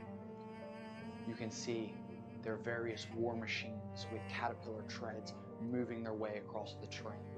You can see what is thousands of soldiers marching with these machines. You can hear, even from up here, the drums that they play as they march. As you go past the army and actually overtake them towards the Eastern Temple, you see some things that kind of, begin to alter what's going on. So first of all, I want to say you guys get a chance to rest. I would say, though you're all very stressed, you probably, after the first couple of hours, all of you probably find a chance, a cushy corner of the saddle, which has like these little walls set up, leather saddle that's squishy in the center with like these little like wooden walls around the edge of it, like banisters kind of thing. You'll find a cushy corner to sleep new on. Big Spoon's 2 fan, of course. And you guys find all these, you get a chance to rest, to recover a little bit. Your injuries, not heal, but, begin to feel more sore and less immediately painful and searing and things like that. As you travel as you transit through the sky, you come across, and after seeing the army, you come across a magnificent sight. Happens on the second day of your travel. As the sun rises, you all awake to then look over the side of Briefus and see that you're about to fly over the Earth Kingdom of Ba Sing Se. It's a place that you have probably visited once in your life when you were younger with your family on holiday to visit your father's side of the family who live in Ba Sing Se. And Nuon has also been once as well. For you two, you have only heard tales of the majesty of this city, of the grandeur, of the scale of Ba Sing Se. And as you fly over Ba Sing Se, you see the outer rings of the city and then the inner rings and the inner rings until you can see the royal palace standing tall and proud at its center. The epitome of wealth, the epitome of technology, the epitome of construction and foundations and all these things is here in Ba Sing Se. It's a beautiful moment for all of you. Nuon goes, wow, look at the sun rise in the red sky and just make that city almost shine. Isn't that beautiful? Yeah, it's beautiful. We have been once before. It's magnificent. It's magnificent. What I remember of my childhood, Father took us there once, but I have concern. If the Fire Nation are advancing, will they advance via Ba Sing Se? I have no idea what their greater plan is. I think we start just warning everyone that this is happening and everyone can prepare in the ways that they most see fit. Do we guide Briefus down and just warn them in the palace of what's happened? They must have guards on the wall. Perhaps we can lower ourselves down Absolutely. to the wall at least. Yeah. Absolutely. You guys descend through the clouds towards the city, and as you come to the outer wall, the guards that you can see who turn from ants into, like mole kind of size and then grow into full human as you get closer and closer to them, suddenly begin to turn heads, seeing a sky bison flying in for maybe what is the first time in a very long time here at Ba Sing Se. And as you guys come down and land on the outer wall, you see a couple of the Fire Nation guards take their wide karate stances, and they're like, "What are you doing here? Name your business." I think I sort of ask like Nuon to take the lead on this and sort of say, hey, you're an earthbender. Show them we, like, what are the customs here? Show them we know what's, you know. Yeah, I love it. Perfect. That's awesome. So Nuon steps forward, gripping her arm, goes, "Hello. We have come with a warning. We were recently in an attack at the Northern Air Temple. A group of Fire Nation soldiers came and massacred everyone. Their army is moving through the Earth Kingdom at the moment. We came as an emissaries, as someone to warn you. We've been flying for about a day now." You see one of them looks to her and goes, "If that is true, that is very bad. And you look very, very injured looking at her arm. Is there anything we can do for you?" I step forward and I say, "Don't worry about us. We are fine, and we're moving on. We're going to warn some others. We're going to notice some other people. We just wanted to stop here and give you notification. We're on to the Eastern Temple." See one of them turning and goes, "Private Bizuk, make sure you get that message to the inner ring and then have that pass it to the royal palace as soon as possible. That is vital information. Do not stop for anyone, and tell them that is under my orders. That will get you through all the barriers." This young, peppy little earthbender who's wearing armor that is far too big for him is like, "Oh, yes, sir, I'm right on it," and like just pegs it down the wall and like disappears down some stairs into the wall. As he turns back and he goes, "That is quite interesting. Did Guru Soma live? I know that he was the head elder at the temple. Did he get out at least?" He did not survive the attack. He was my father. Maybe not in name, but he raised me. And he died during the attack. I could not save him. "I guess that makes you the next High Elder, if that is the case." And you see 3 of the guards like step to like attention and bow to you, as so does the main guard, bows and goes, "High Elder Tufan."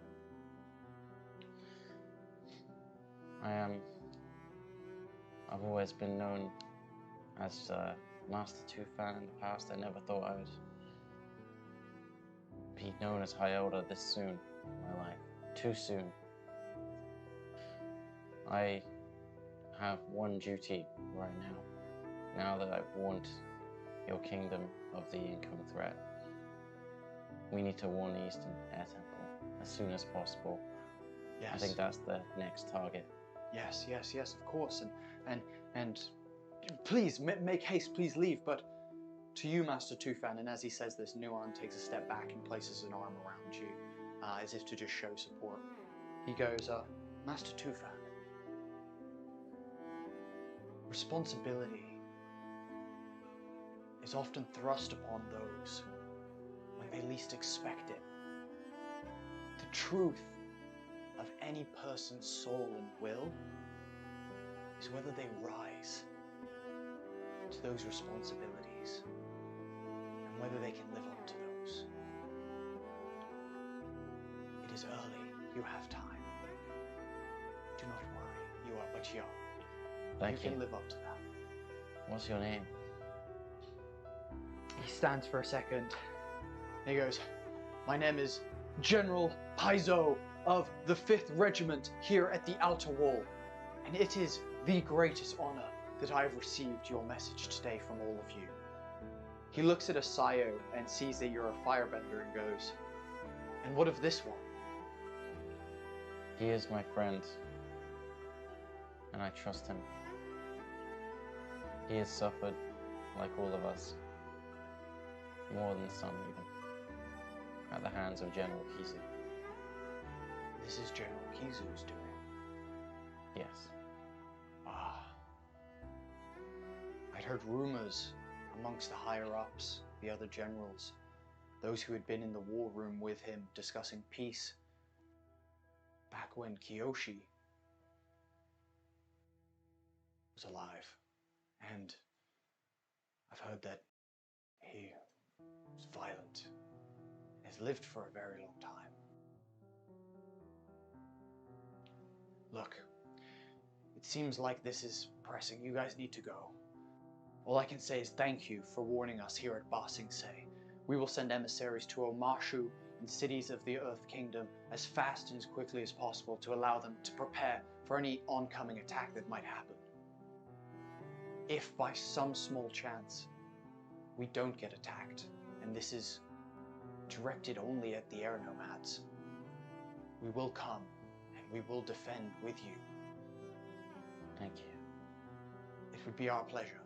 And he salutes again and goes, right, be on your way then. Carry this word. I bow as an airbender. He bows just lower than you guys to show respect. As he then steps back, turns to his guards and goes, right, back to your positions, men. You guys climb back on Briefus and you give the command word, which is, Yep. and Briefus lifts off with a blast of dust from the top of the wall, the sandstone walls, as you guys take back off into the air. And as you do, again, you see the grandeur of this beautiful city behind you as you continue flying for the next day or so. Again, the landscapes you're seeing before you are like anything you've experienced. There's deserts, there's jungles, there's grasslands, and it's just stunning. After so much pain and despair, it's nice for all of you to have just a moment to breathe, it feels like. For Airbenders, it's one of the most important things. Finally, as you come to the edge of the Earth Kingdom, you come to Chameleon Bay, and you see this gorgeous like beach bay area where you can see young Earthbenders building sand castles on the beach. You can see parents laughing with their children. You can even hear the laughter coming from the beach. You can see people splashing in the water. Not only that, but you can see that at this bay, there is actually one of the Fire Nation colonies that exists in the Earth Kingdom. And you see Earthbenders and Firebenders playing together, enjoying one another's companies, sharing a mead with one another. This image seems so distant at this point based off of what you've seen. It feels like looking at a flashback rather than what is really in front of you. As Briefus flies past the bay and then comes low above the water, you can all smell that sea salt spray as you go past, as the waves wash around beneath you, white foam gathering in the points of the waves. It's beautiful. As you continue flying, at the end of the third day, you finally see it. The island of the Eastern Air Temple. You can see that this island comes to large mountain points all over the place. And as Briefus soars up the beach and up one of the steep mountaintops, you all grip on, feeling that air rush through you, and for Airbenders that feels like home. And as you crest over this mountain, you see it. The Eastern Air Temple, standing magnificent and beautiful, desolate on its own. You see sky bison flying around it, and it just seems to be active and in motion. As you look, you can see, unlike the Northern Temple, the roofs here are not the green tiles that were at the Northern Temple, but instead gorgeous blue tiles that stand around the buildings. You can see that there are 3 main pagoda-shaped buildings on 3 separate mountains connected by 2 stunning arched bridges. You can see courtyards and pillars and everything all over the place made of white marble with gold filigree inlays. We're home. Nuon. We're home. Nuon looks to Tufan, smiles, looks to Asayo, smiles and goes, "We are home." Tufan sort of tries to like put a small smile on, but sort of can't help but like start sort of losing some tears basically, as sort of realizing he'll never have the home he once had back at the Northern Air Temple, and sort of just hitting him now. Yeah, it hits Tufan heavy. Your bed is no more. The place where you spent years growing up. Your family is no more. Your friends. Yeah, it's all gone for Master Tufan. I see Tufan, and I can sense his mood and his feeling, and I put my arm around him, and I'm say, "Hi, Elder Tufan. It's got a bit of a ring to it, doesn't it?" And I just smile, and I kind of give him a little bit of a nudge in the ribs, and I say, "We're gonna be okay." Tufan sort of winces at this, but sort of smiles a little bit, and goes, "Well, I never thought I'd hear you call me that, friend." I just said it had a ring to it. I didn't say I'd call you a T. As you guys laugh and kind of come in to where you guys know where people land their bisons at the bison barn of the Eastern Temple, you can see there's children playing and laughing. It's beautiful. Everyone's in those gorgeous yellow and oranges. You can see people with shaved heads, blue tattoos.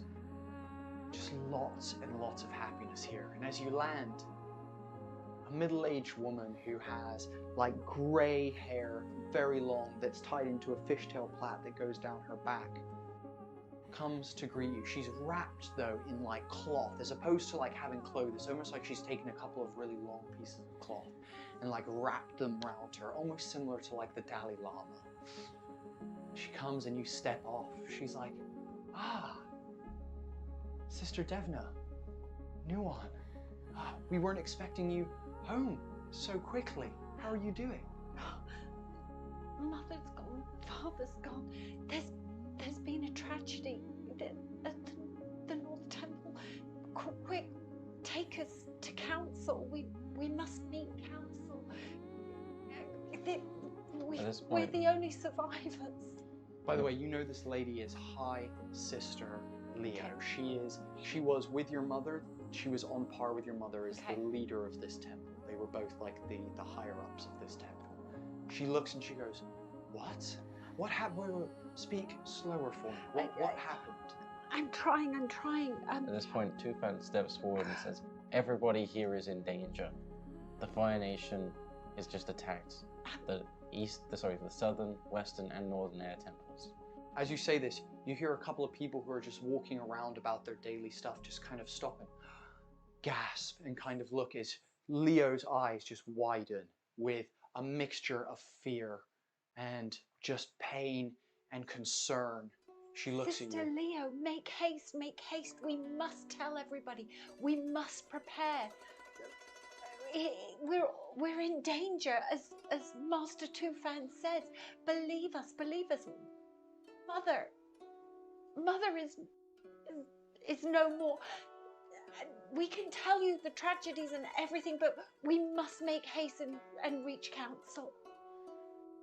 You see her look for a second, goes, "If this is true, if the southern, western, and northern temples have fallen, this is very bad.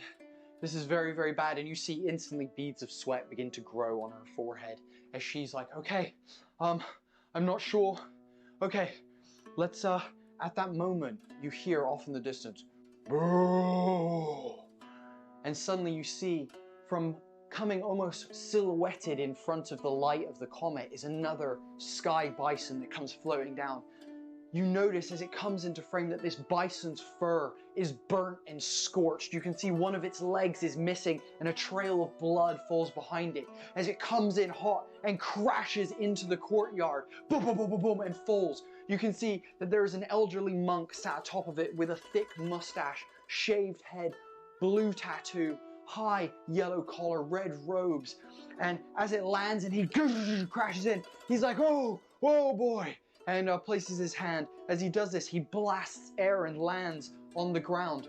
Sister Leo turns and goes, Monkiazzo, what are you doing here? He goes, the Southern Temple has fallen. The Fire Nation are attacking, and they have something that we have never seen before. It is just unbelievable. It's some sort of flying machine. They attacked and we could do nothing. Everyone died. I told you, Sister Leo. Make haste. We need to get ourselves situated and sorted. We're in danger. At this point, Sister Leo goes, okay, Monkiazzo, come with us. You lot come with us. She turns to some airbenders who are off, who have paused to listen to what's happening. She's like, please get some medicine for this bison and brief us back to the bison barn. Please look after these 2 bison while I take these people to go and discuss what our plan is. And speak nothing of this to the other members of the temple at this moment. We will release an announcement just so panic doesn't ensue. You see the airbenders kind of nod and quickly begin moving in different directions, running off to grab things. As Sister Leo turns to you guys, is like, come with me quickly, we will go to the elders' chambers and we shall discuss how we shall proceed. At that point, I take a step and I fall in pace with her. And I am Sister Leo. We will need all our skills. We will need the highest skills from all our peoples if we are to defeat this, to defend our home. I am telling you this because I want you to know the seriousness of this. And I will tell you that I am here to lead the masters, to lead our teams if you need me to take on that role. She places a hand on your shoulder. She goes, my dear Devna, you have lost much. Your mind is scattered in this moment. Just breathe. We will organize what we are to do. But I need you in best thinking order, and right now, your pain is overriding your emotions. She places an arm around you and goes, as you're walking down the hallways of the Eastern Temple. The Eastern Temple, again, instead of being like mainly wood and tatami mats, it's actually mostly marble and like stone. It's really, really gorgeous. You can see, the gorgeous like marble lines running through all the walls, almost creating like a spider web effect throughout the whole thing. Again, super open, allowing for wind to flow through the whole building and all the structures that are there. And as Sister Leo leads you into the center pagoda and up the pagoda itself to the top room where the elders gather, she continues to talk to Sister Devna and is like, I'm sure when the time comes, your extreme mastery will come in handy, but for the time being, we need to get you guys to rest and also explain exactly what happened. We need to have all the details so that we're 100% aware of what is happening and what might happen to us. As she says this, you arrive at a set of big, gorgeous stone doors. At the front of it, sticking out the front, is almost like some sort of like whistle thing. You see Sister Leo blasts wind into it. You hear a high pitch as wind rushes through some pipes, and you hear as stone mechanisms begin to turn in the walls as the big stone doors come apart. You walk into a room, and there, something that you have never seen, something that Nuon has never seen, but something that is known to all airbenders, is that the elders at the Eastern Temple have a sanctuary. And in this sanctuary is another statue of a very famous airbender, Avatar Yang Chen. So as you walk in, you see this gorgeous statue of airbender Avatar Yang Chen sat there.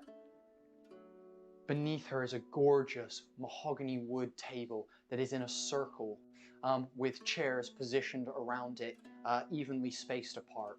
As you walk in, they go like this, and stones in the walls begin to turn, opening, giving windows and shining rays of light in as skylights begin to open from rock, shifting in the roof, and light begins to shine in.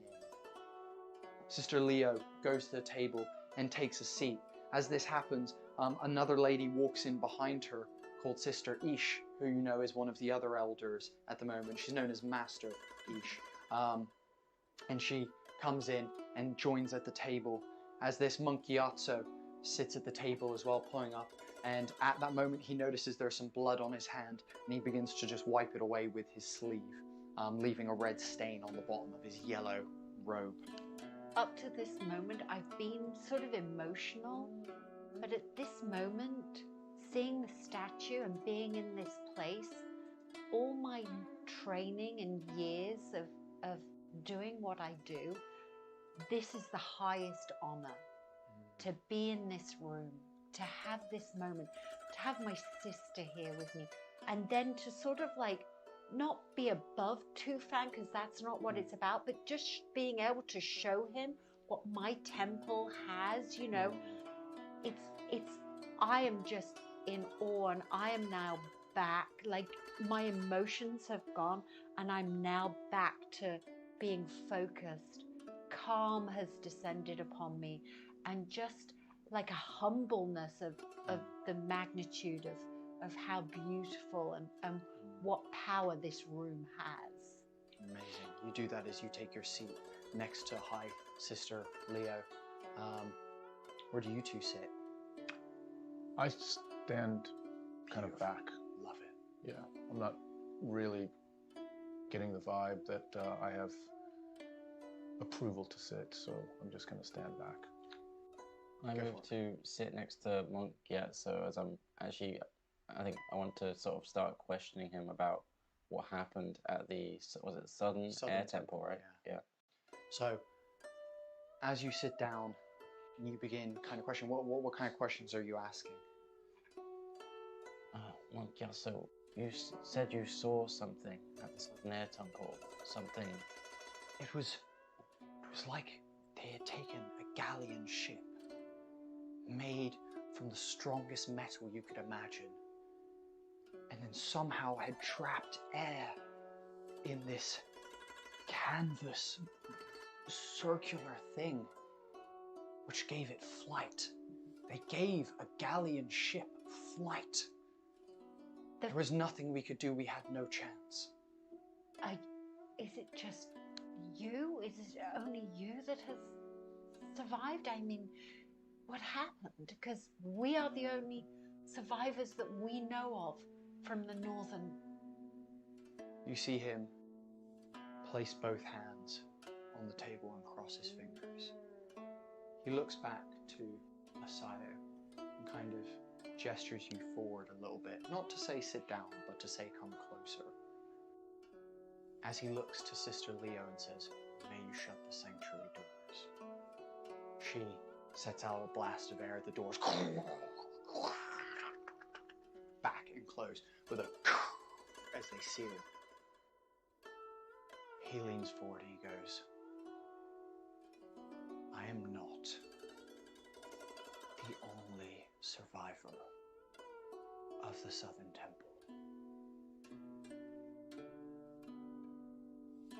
About a month ago, a young boy who I love very dearly fled our temple upon hearing that this young boy was to be the next Avatar." Turn to Tufan, I'm like, And that is where we're going to end today's episode. Whoa.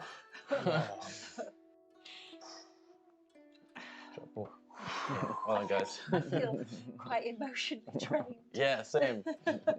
So, thank you guys so much for watching this episode of Avatar Legends, The Last Breath, Part 2, Full of the Airbenders. We really hoped you enjoy seeing our players deal with the aftermath of the wedding massacre and arriving at the Eastern Temple. What will happen next? What plans will be put in place? And now that we know that the Avatar is alive, the hope, who knows what kind of factor that plays in what is to come.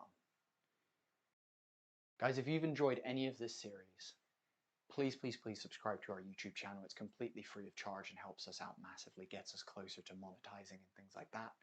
As well as that, we have a Discord server which is fun, inclusive, diverse, and just filled with TTRPG creators, enthusiasts, and MMA fans as well. So if you're interested in any of that, it's a great place to find out behind the scenes stuff, get early access to a bunch of stuff we're working on. There will be a link to that in the description. As well as that, we also have a newsletter of holding. Now this is really awesome because we give you free D&D and other TTRPG supplements as well for you to use in your own games, anything from battle maps to NPCs, magic items, all that kind of stuff. As well as that, we also update you on any projects that we have upcoming or currently working on. Most notably at the moment, our Airship Combat Kickstarter that will be going ahead very soon. We're very excited about that. So if you've got any interest in that, that is completely free of charge as well, and you can sign up to that newsletter of holding in the description as well. Final thing I'll say before we take our little 10-minute break and we head into our post-session clarity show, where what we'll be doing is interacting with any of you in the chat that want to talk about your favorite moments from this session or any questions that you wanted to ask. We will be discussing our favorite moments from the session and stuff that we enjoyed, all that kind of stuff. So we're going to just take a little break and then we are going to come back and do that. But quickly before we do, I just want to give a massive shout out to our exceptional cast of players today. That was a fucking emotional roller coaster for all of us. And I really appreciate you guys going in and committing. As always, I've been Bodhi, your unexceptional dungeon master. And this has been an honor to run for these guys today. We will be back in 10 minutes. See you then! See you then.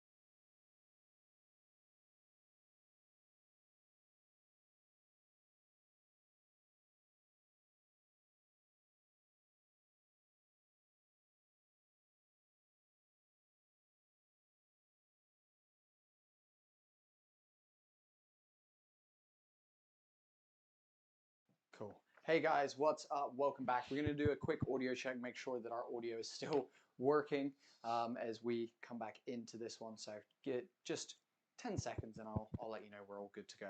Sorry about that. Just making sure doing our precautionary measures for you guys. Tap, tap, tap, tap. Tappity taps. Tappity tap taps. Cool. Cool. Yeah, we are all good. Cool. What is up, everyone? Welcome to the post-session clarity show of Avatar Legends: The Last Breath Part 2.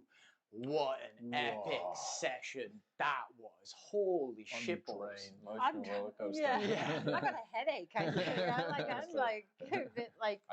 I feel more in character than ever with just being out of breath. I would say as well, anyone in the chat, if you want to share what your favorite moment is, and we'll talk about that. If you want to ask any questions to the cast or myself or Becky in production, please feel free to drop your comments in and we'll read those out and go through them if you want to. Otherwise, Becky, let us know if anything comes in. Otherwise, go, guys, fucking hell. Okay, so I'm going to go first. Start, yeah. I'm going to go first.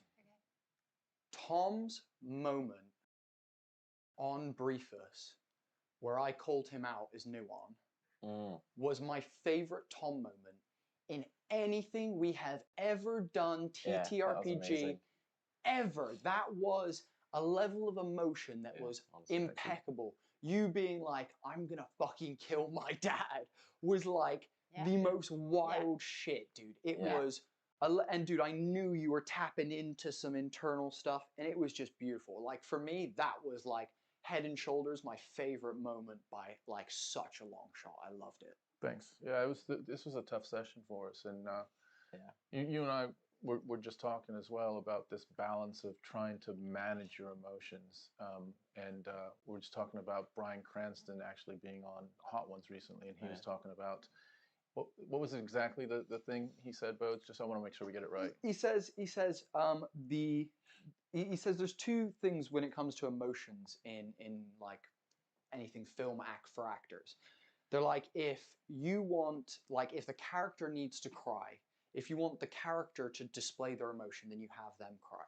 If you want the audience to cry, then the character has to try and hold back their emotions, has to try and restrain those emotions. And that's what makes an audience cry, basically, is what he said, which is really interesting. And that's a really kind of high level acting thing to be able to do, and because you're dealing with real emotions at that time, and to try to harness that and to stay on top of it, to try to stay controlled with that is difficult, and that's kind of what I'm trying to play with at this point, because in the past I've tended to just let it fly, and I think it's probably compromised those moments for me in the past, and I feel like I'm just discovered that, so I'm just trying to understand it a little bit more.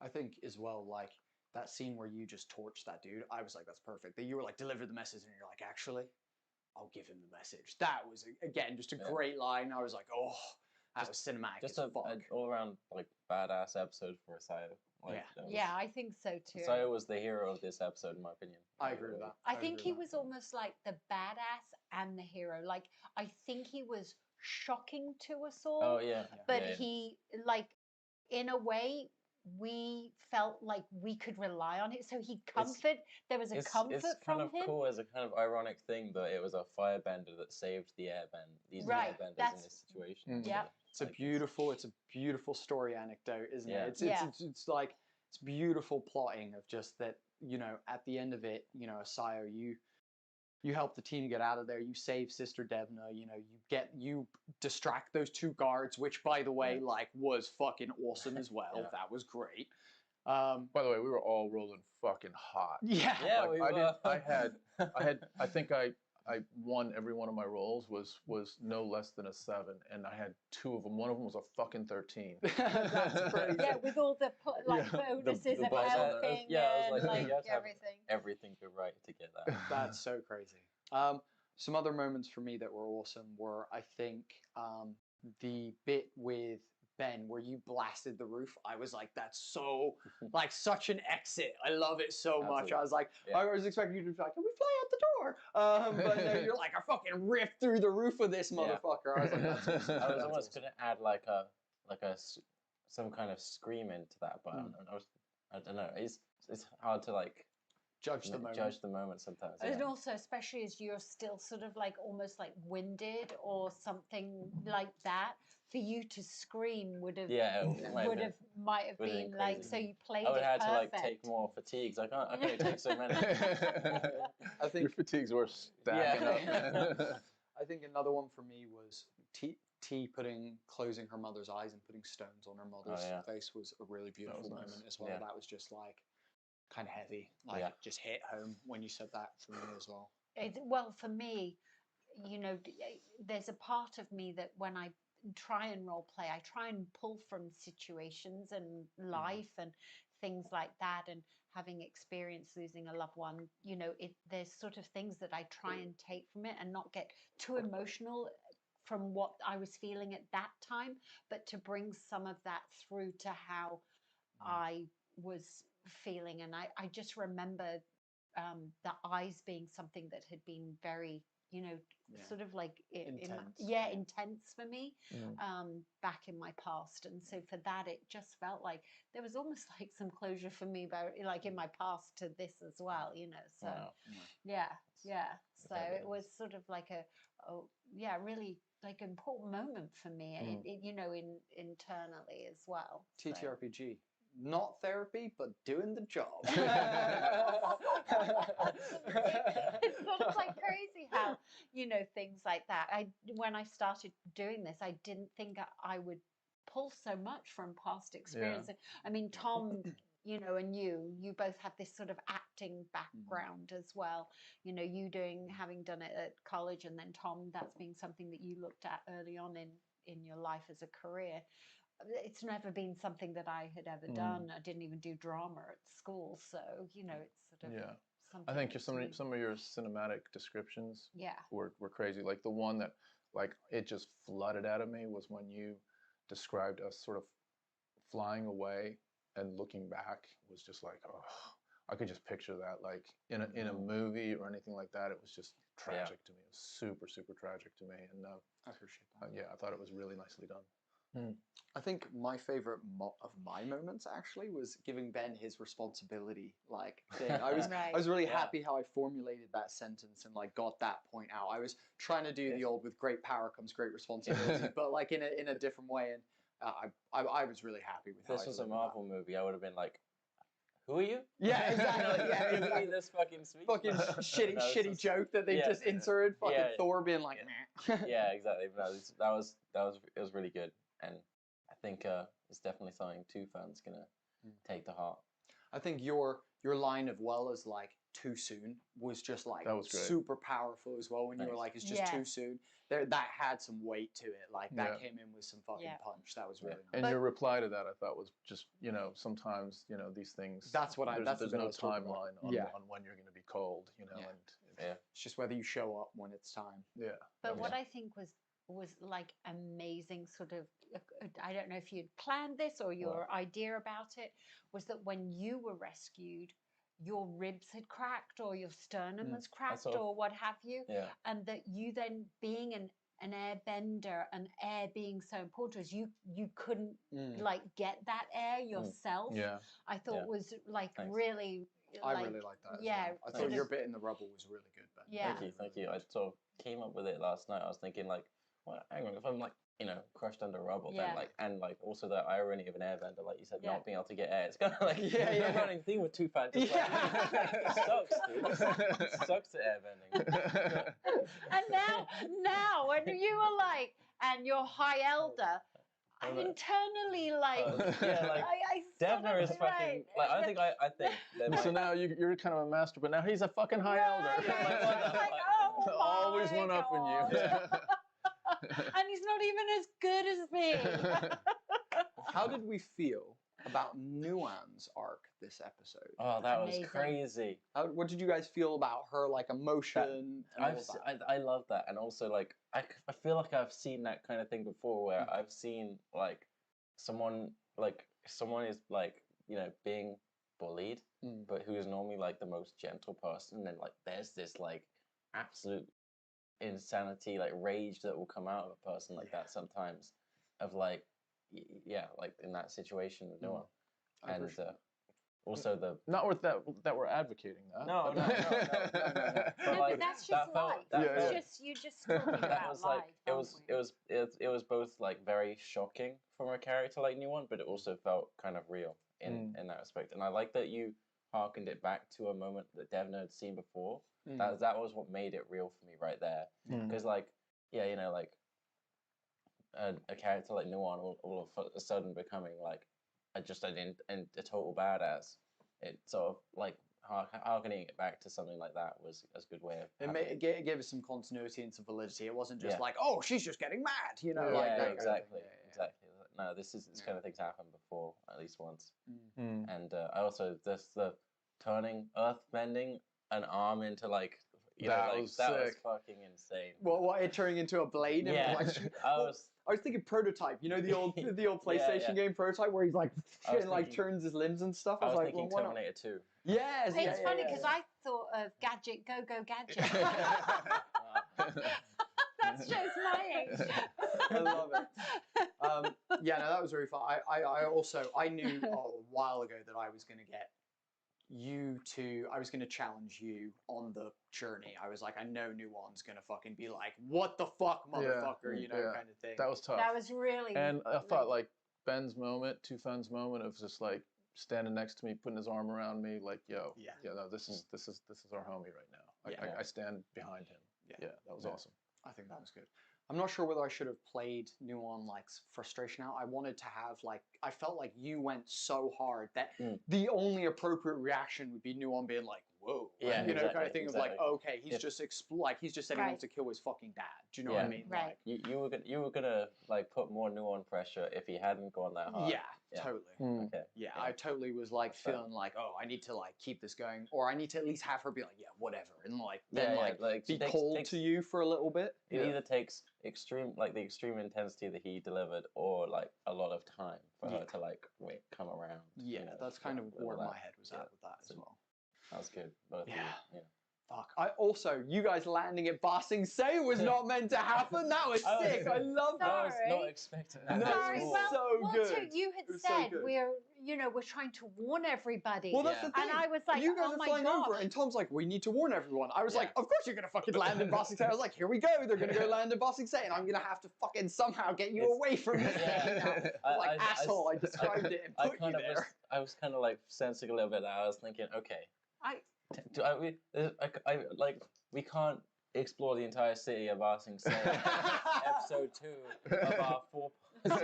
We don't have that many. You know, like Can we get a tour guide of like the fucking like mile? what's the budget on this thing? don't. Nuance like, oh, my arm's fucked, but let's go sightsee. I'm That'd fucking. be like Star Wars: The Last Jedi, where like was that the one that there was what's the one that was like number 8 in the fucking Yeah, it's Last Jedi. yeah, where they just like they go some other place and it's all disjointed and it's like we're supposed to be like trying to warn the Eastern Temple, you know. I was almost like, are we going down and building bloody sandcastles as well in the bay? Because I mean, I was like, oh my gosh, are we meant to like? Should we be warning these people as I was well? actually gonna pipe up then. I ended up piping up later when Bodhi when you guys said, oh, we're home, you know. I was actually gonna like have like a Tufan moment then when we were at the beach and we see like Firebenders and Earthbenders playing together. I was like, this is like a reminder of what Tufan will never have now, or something like along those lines. You know? Yeah, I wanted to make. I was like, because I looked at the route on the map and I was like, you definitely would go over Ba Sing Se and you would definitely go past Chameleon Bay.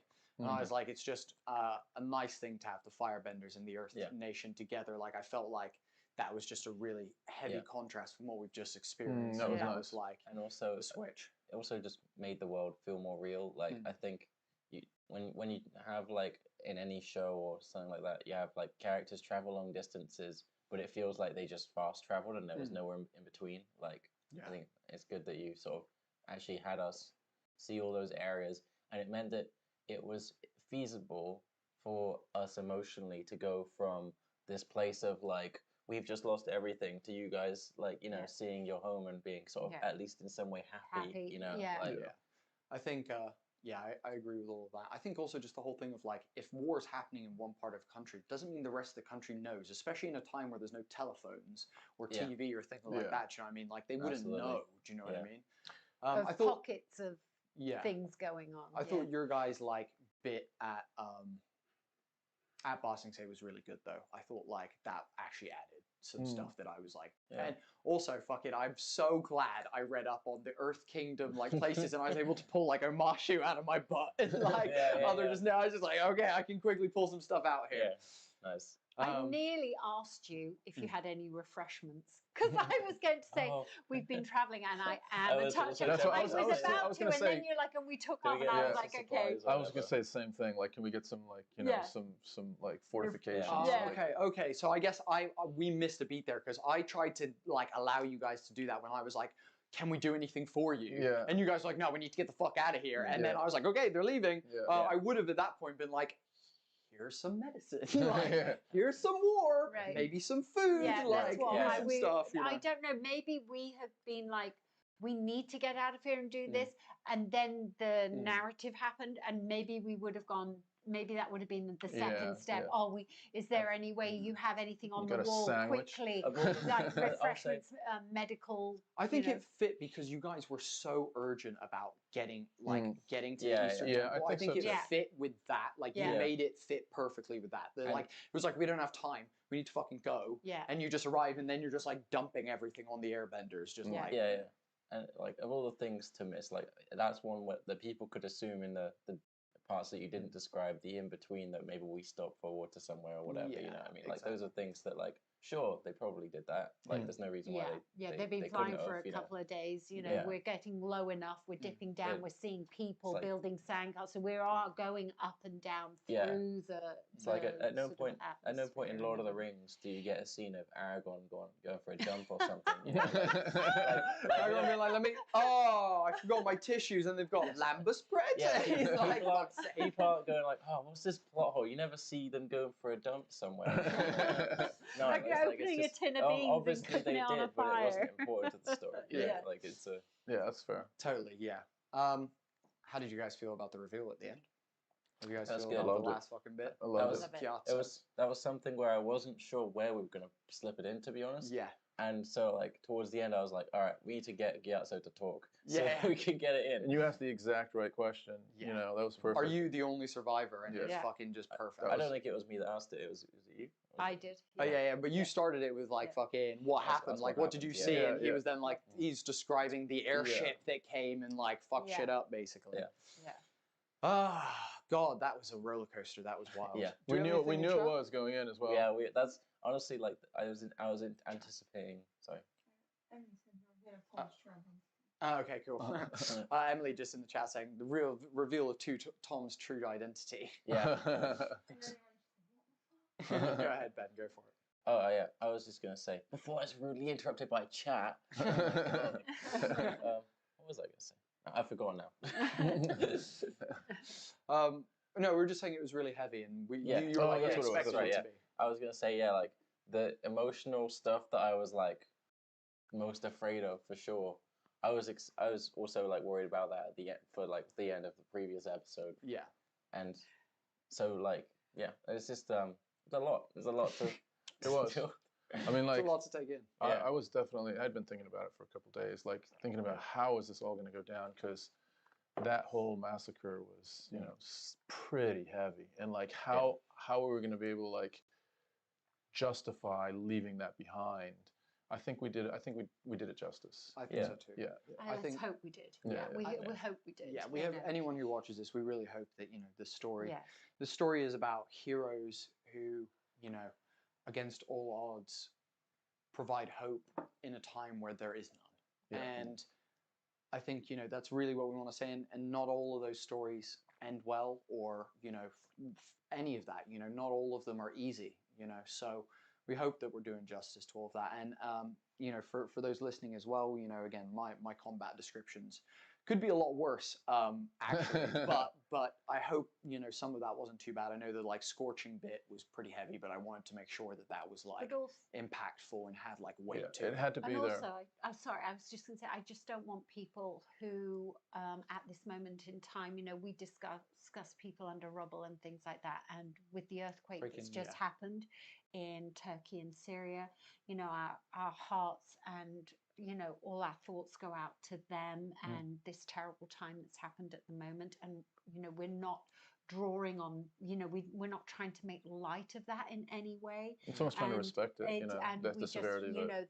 that there is, There's no glorification here. yeah, It's no. purely Absolutely. us telling a story of people who went through something awful, Yeah. and the story of these people. And as you guys will know, anyone who's watched Avatar: The Last Airbender, there is no Sister Devna Beifong, there is no Master Tufan, there is no Asayo Kizu, there is no Nuan Beifong. In their plot, those characters don't exist. But what we've done by that is say, these people were forgotten, and we're trying to tell a very real story. And we hope that we're hitting those beats with you guys. We hope that you're feeling the emotions that our characters are feeling, that are happening in the scene.